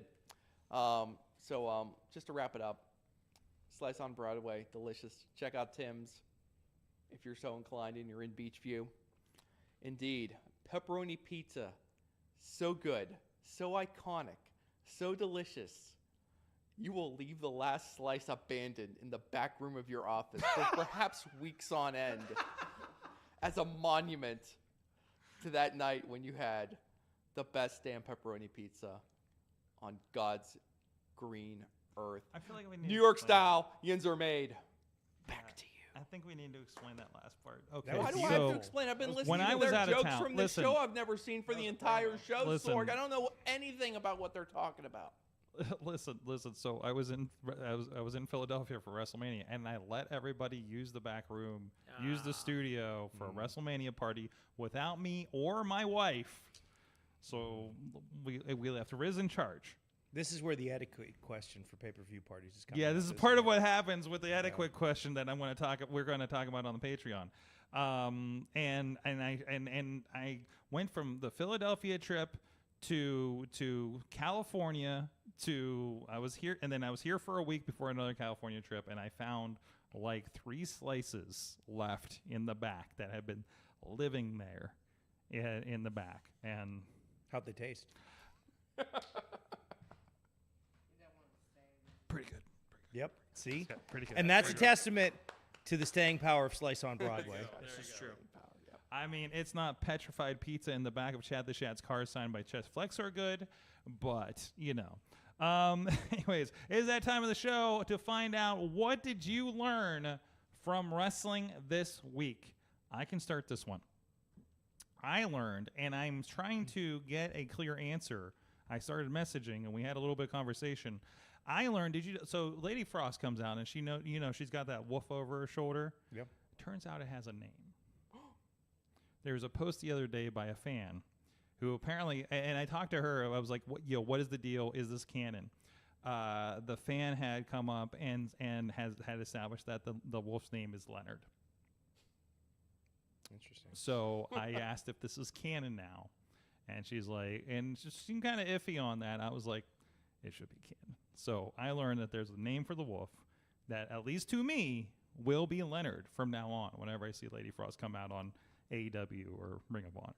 And So, you sit up and point at your TV and you go, "There's Leonard!" like the fan did from the video. Yes, exactly. So that's what I learned from wrestling this week. So if he's here, Leonard referenced on commentary in the near future, I'm hoping this is going to go down. So Could you imagine? I think it's a whole merch line. Oh yeah. I was like, it's your Cody Rhodes Imagine, Pharaoh. like, Honestly, one of some Ring of Honor pay-per-view. well, people use the term toyetic a lot, Mm-hmm. right? Toyetic, which for those who aren't toy collectors or people in the nerd adjacent industry, Losers. toyetic. Thank you. Toyetic means that something has a natural proclivity to be morphed into an action figure. Basically, the entire Batman and Robin movie. Yes, Mhm. incredibly toyetic. Or, for those of you that are into comics, right? Mhm. Like Ed Piskor's Red Room series, which Mhm. is phenomenal. The characters that he designed are very toyetic.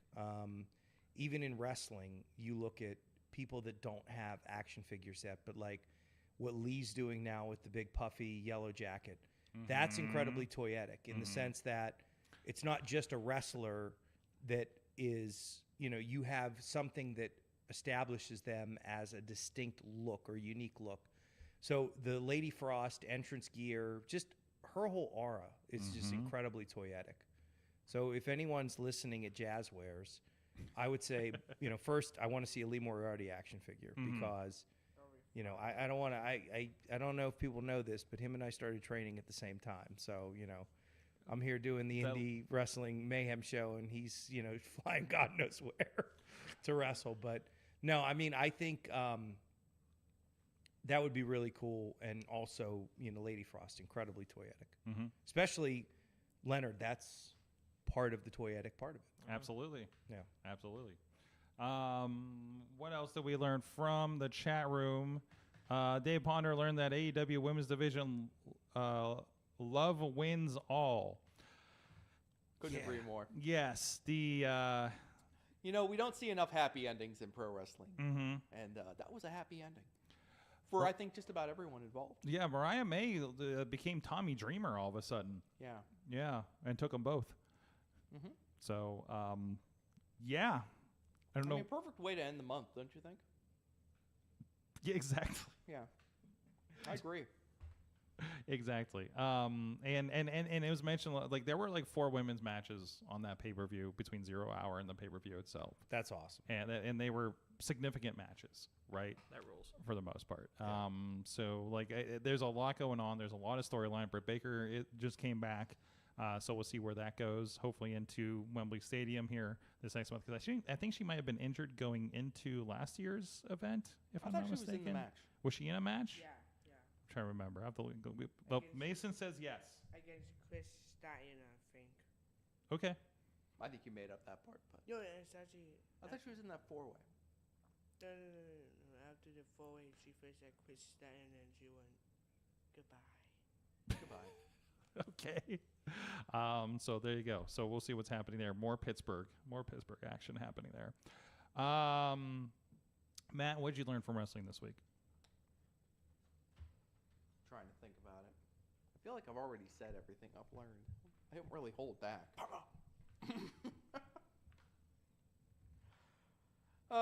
Jeffrey, did you learn anything?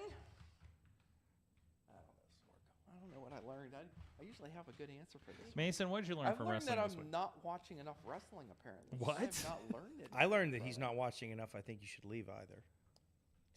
I learned that they make this goofy fedora that comes with a mud flap on the back. It's pretty sweet. Yeah, and the guy at the store said I'm the only person he's ever seen that can pull it off. It's just because you can't pull it off. I mean, I would never even attempt. I would never. I even got to figure out a way to make money on this. It's inconceivable. too good. See, this is what they're speaking in riddles, Sorg. I don't know what they're saying. I'm telling you, just carve off an hour and a half to get through all 3 seasons of I Think You It's Should Leave. basically it. And It's it like- will It'll be change your life life. changing. It's every 3 seasons of 6 episodes. They're 15 minutes apiece. Yeah. You just have Next like thing you- watch next them thing all you know, before I'm bed like- tonight. I'm on the phone. Oh my God, David, Gavel, I can't believe this. See? You start texting me like, "Oh my God, I get the stakes now. What's happening back there? What is he wrestling the alien?" The alien has become a self-actualized normal enough. being. Oh, there you go. Jeffrey. Jeffrey, it has Jeffrey, a name. I'm sorry. Gianni, Is what it Jeffrey with a J or Jeffrey with a G? Jeffrey with a G, like the Toys R Us. Like the giraffe. Toys R Us? Nice. Nice. Nice. R.I.P. Toys R Us. Making a comeback, though. Ish. Have you been to one of those in the Macy's? It's kind of sad. everything in a Macy's is kind of sad. Well, Have it's you a have you been to Macy's. the finish line in a Macy's? There's a finish line in the Oh, Macy's. that's really Oh sad. no! They just like Total decided butt to cheeks. contain all the failing stores inside the Macy's. You know from what now I'm waiting on? for? Is that what's KB happening? Toys needs to come back. Yes. KB Toys was sweet. There is a quote unquote actual Toys R Us in the American Dream Mall outside of MetLife Stadium. Okay. Nice. I am so excited for my friend Gary and I are going up to Cincinnati to watch my best friend Rishi's band open up for Bowling for Soup. There's a place called the Toy Department that looks like the greatest toy haven you've ever seen. And especially being close to Cincinnati where Hasbro was. I'm so excited. That's all. I did get to go to the Mattel corporate store in LA. Nice. That was nice. That'd It was be pretty sweet. well, it was across the street from where we were staying for New Japan like a year ago, and it was an in and out flight, and my flight was before they opened. Yeah. So when we went back for another work trip, I was like, we're stopping on the way to the airport. Sure. Because it's right there, and they had some pretty cool stuff. Entire line, like the latest WWE figures and everything. Like we have some. I grabbed some scratching dents. Actually, that's where these Ninja Turtle guys came Dude, from. the new line of Teenage Mutant Ninja Turtle wrestling crossovers with Roman Reigns as Shredder. Oh, So good. So good. cannot wait Yes. to buy 2 of every one of those to knock over a child in Target.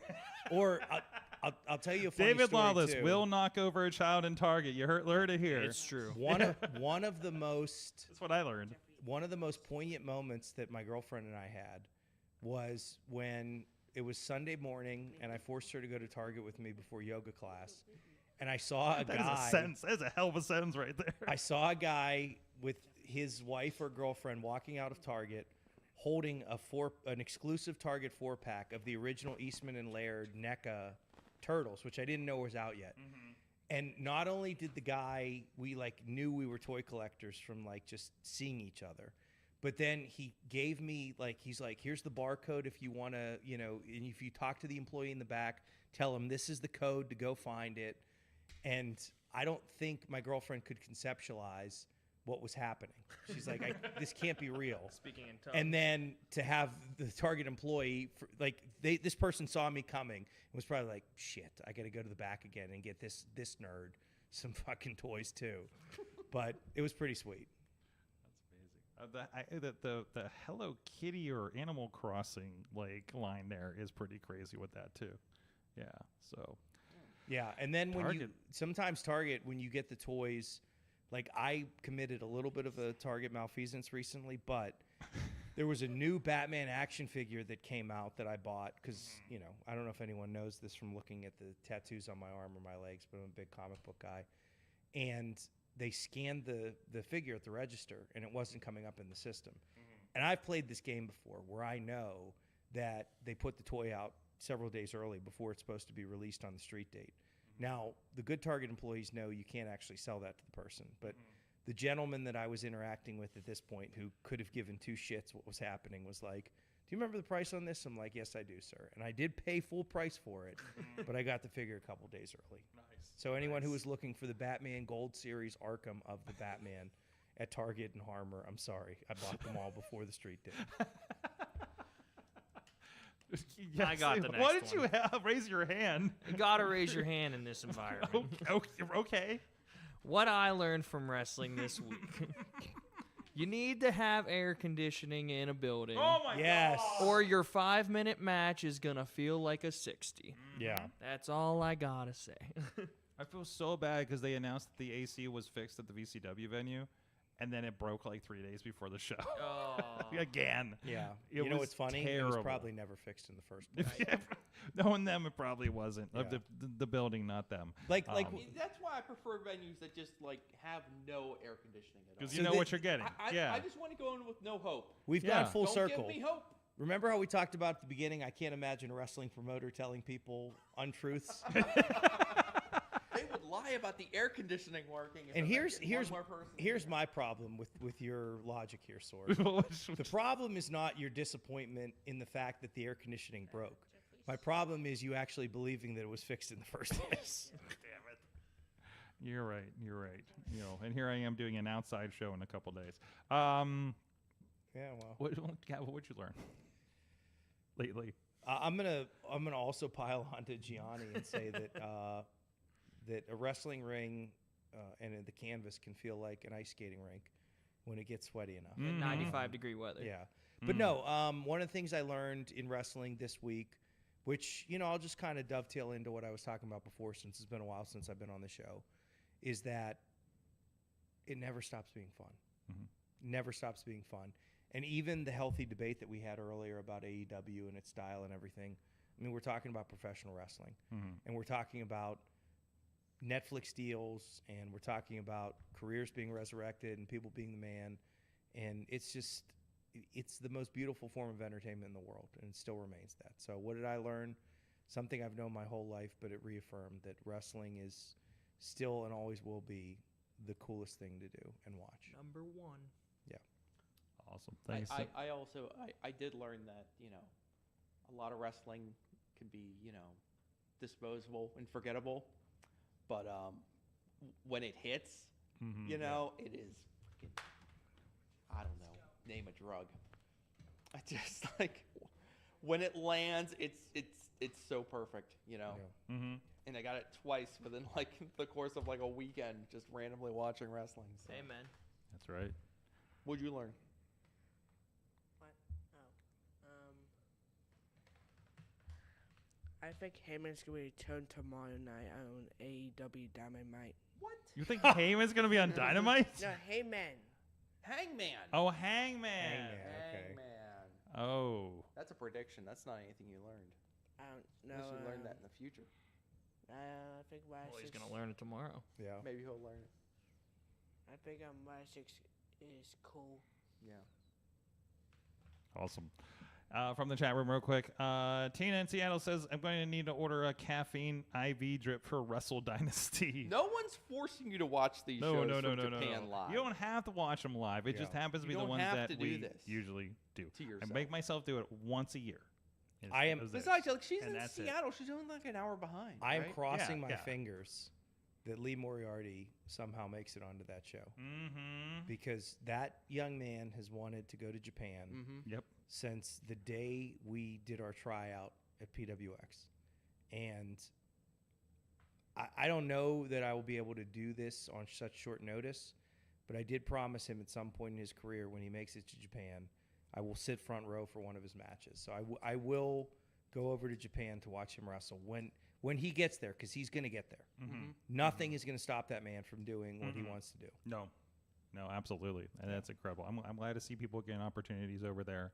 And yeah, this is both him and Shane Taylor was on this show talking about how he really wanted to work with New Japan, and I know he did a show in Texas when they were doing I think maybe before COVID or something, right? When you're doing some of those early American tours. But man, yeah, that's awesome that everybody's getting this opportunity, and that show is and it is CMLL, the AEW brands, and the New Japan Bros. So they're putting Ring of Honor and Stardom on that too. But it's gonna be Forbidden Door in Tokyo Dome, basically, right? Yeah, more or less. So Which is basically what Wrestle Kingdom, I think it was Wrestle Kingdom 11, when Global Force was promoting Wrestle Kingdom. Yep. And I remember, we talked about the idea of what WCW and ECW were doing at the time that was different and exposing people to new things. And I remember watching that Wrestle Kingdom 11 show and basically falling in love with wrestling, not just WWE, but wrestling. And that was really the sprinkling of what inspired me to start getting in shape to become a professional wrestler. Yeah. I must have watched Tanahashi and Okada from that show 4 or 5 times, because that was back when you could order pay-per-views and record them to your DVR and then rewatch them. But I mean, I remember that was the first time I saw Kenny Omega. I think the Young Bucks were in a 4-team tag match to open that show for Wrestle Kingdom 11. AJ Styles fought Shinsuke Nakamura there, and I think the finish to that was he hit a Styles Clash off the second rope, and that was right before he wound up going to WWE for Royal Rumble. Yep. Because he had done the shot in Ring of Honor where he faced Jay Lethal. Mm-hmm. And then everyone was shocked when he lost, and then he wound up showing up at the Royal Rumble. But, I remember that show and that moment of watching that fondly. So I'm hoping that this, world, whatever they're calling it, Forbidden Door, I don't know, whatever you call it. I think they Wrestle said Dynasty. Wrestle Dynasty will Mhm. have that same effect for some people. Glad to see it. Glad to see that. Because, I think that was the biggest introduction for us when we were looking at New Japan at the time, too, right? Because that's the one that had, like, JR on commentary and everything. It was think Kevin. It was Kevin Kelly. Or was it Kevin Kelly? They had a Wrestle Kingdom 9, I think, was the one that they actually got put on pay-per-view Like the first one. here in the States. Was I it think- 9 I or think 11? Again, no, you definitely described 11, but Wrestle Kingdom 9, this is another one where, like, I think Jarrett had a lot to do with prodding this to, to get the pay-per-view providers pushed. And I think that was the one that had JR on commentary, and it had a Nakamura Ibushi match that was, like, so good. Jim Ross and Matt Striker. Just like Yeah, an okay. incredible where I literally parachuting in, not knowing the full backstory, but they're so good. They're not. There's no. Obviously JR is speaking English, but Ibushi and Nakamura are not taunting each other in English. They're telling the story with their actions and their faces and everything, and it's freaking amazing. Kenny Omega and Taguchi, AJ Styles and Naito, Suzuki and Sakabora, Mikado Ishii. Oh, I think that's first introduction to Ishii. Yeah. Jeez. Those were the freaking days. Guys, thank you so much. Dangerous Nice Crew, 880 Wrestling, live on the IndieWrestling.us for free on the YouTube network, wherever else we're going to stream. And you can get your sloppy steak shirts right there. They're not a pancake. It's a Dangerous Nights Crew. Not a pancake. Thank you guys so much. Thank you, Matt Carlins, for hopping in, and Mason Mania hanging out too, and Jeffrey in the with a background. G. With There a you G. go. Our audience for tonight. Again, that stuff is going on, and also give a shout out. Our friend of the show, Chris Taylor's band Shattered, is playing at Jurgles on Sunday in the area, and I think that's Gibsonia, PA, if I'm not mistaken. Opening for some guy named Chris Jericho and some band named Quarantine that is doing Kiss covers of the no face paint era. It's very specific. That's like That's very that reminds specific. me of Step Brothers. when- 80s Joel, Yeah, Uptown Girl. We only do doo-wop 80s Joel. Get your whore wife out of here.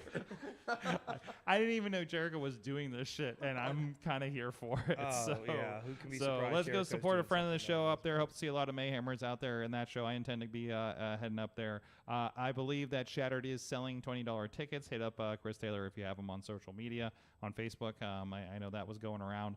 And I cannot stress enough, if the band is selling tickets, buy them from the band. yes, that helps out the band Please buy them from greatly. the band. Greatly. So, Mayhemers, let them know the Mayhem Show sent you to Chris Taylor for those tickets. I might put a post in the group or something here in a little bit. And other than that, man, I not go anywhere. Money in the Bank, we'll be hanging out for that and everything. And then, of course, look forward to shows happening this month with RWA, Exodus Pro, and apparently 20 shows happening on the 13th. So stay tuned as we'll have updates for that over the next couple weeks. Coming up here on the show in this month, we are going to have Danny Moe coming in to talk about her trip to Mount Everest. I may be coming back for that show. Guarantee, and the Guinness World Record attempt. And AJ Alexander is going to come in and talk about his trip to his tour of Japan. And who else do we have in line? We have a few other people in line that are escaping my brain right now. You had me at the end. The of those. entire Troublemakers will be coming in here. All three or all 3 or 4. I don't know. 3 or 4 of them. I don't know how many is going to be there in the group by the time they get here. It's a lot of How many trouble. troublemakers are there? There's at least 4 now. There's When I 4 booked now. them, there were Like 3, I Suns in there thought. Oh God. Yes. Is Spectre going to let anyone talk, or is it just going to be Glenn Spectre talking? That's to what him? I'm wondering. That's what I'm wondering. That's an FACKT and XYZ tact. I love Glenn Spectre.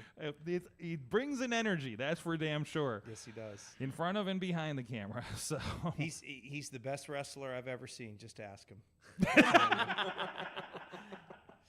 A lot of other fun stuff. I think Savage Gentleman Richter Benjamin's going to be here at the end of the month talking about their new boxing gym. Punch King Fitness. That's right. Punch King Fitness up in Wexford. I think it's Wexford. It's up north. It's all Pittsburgh. It's all Pittsburgh. Yes, all Western. It's all southwestern PA. It's all Pittsburgh. It's all Pittsburgh. Thank you guys so much. Stay tuned for the Patreon if you're in that loop. We'll see you next time. Mayhem out. Just wait, just wait, just wait, just wait. Wait for the perfect time, then attack. Don't give up what you want, take it back. Wait for the perfect time, then attack. Do what you This show is a member of the Sorgatron Media Podcast Network. Find out more at sorgatronmedia.com.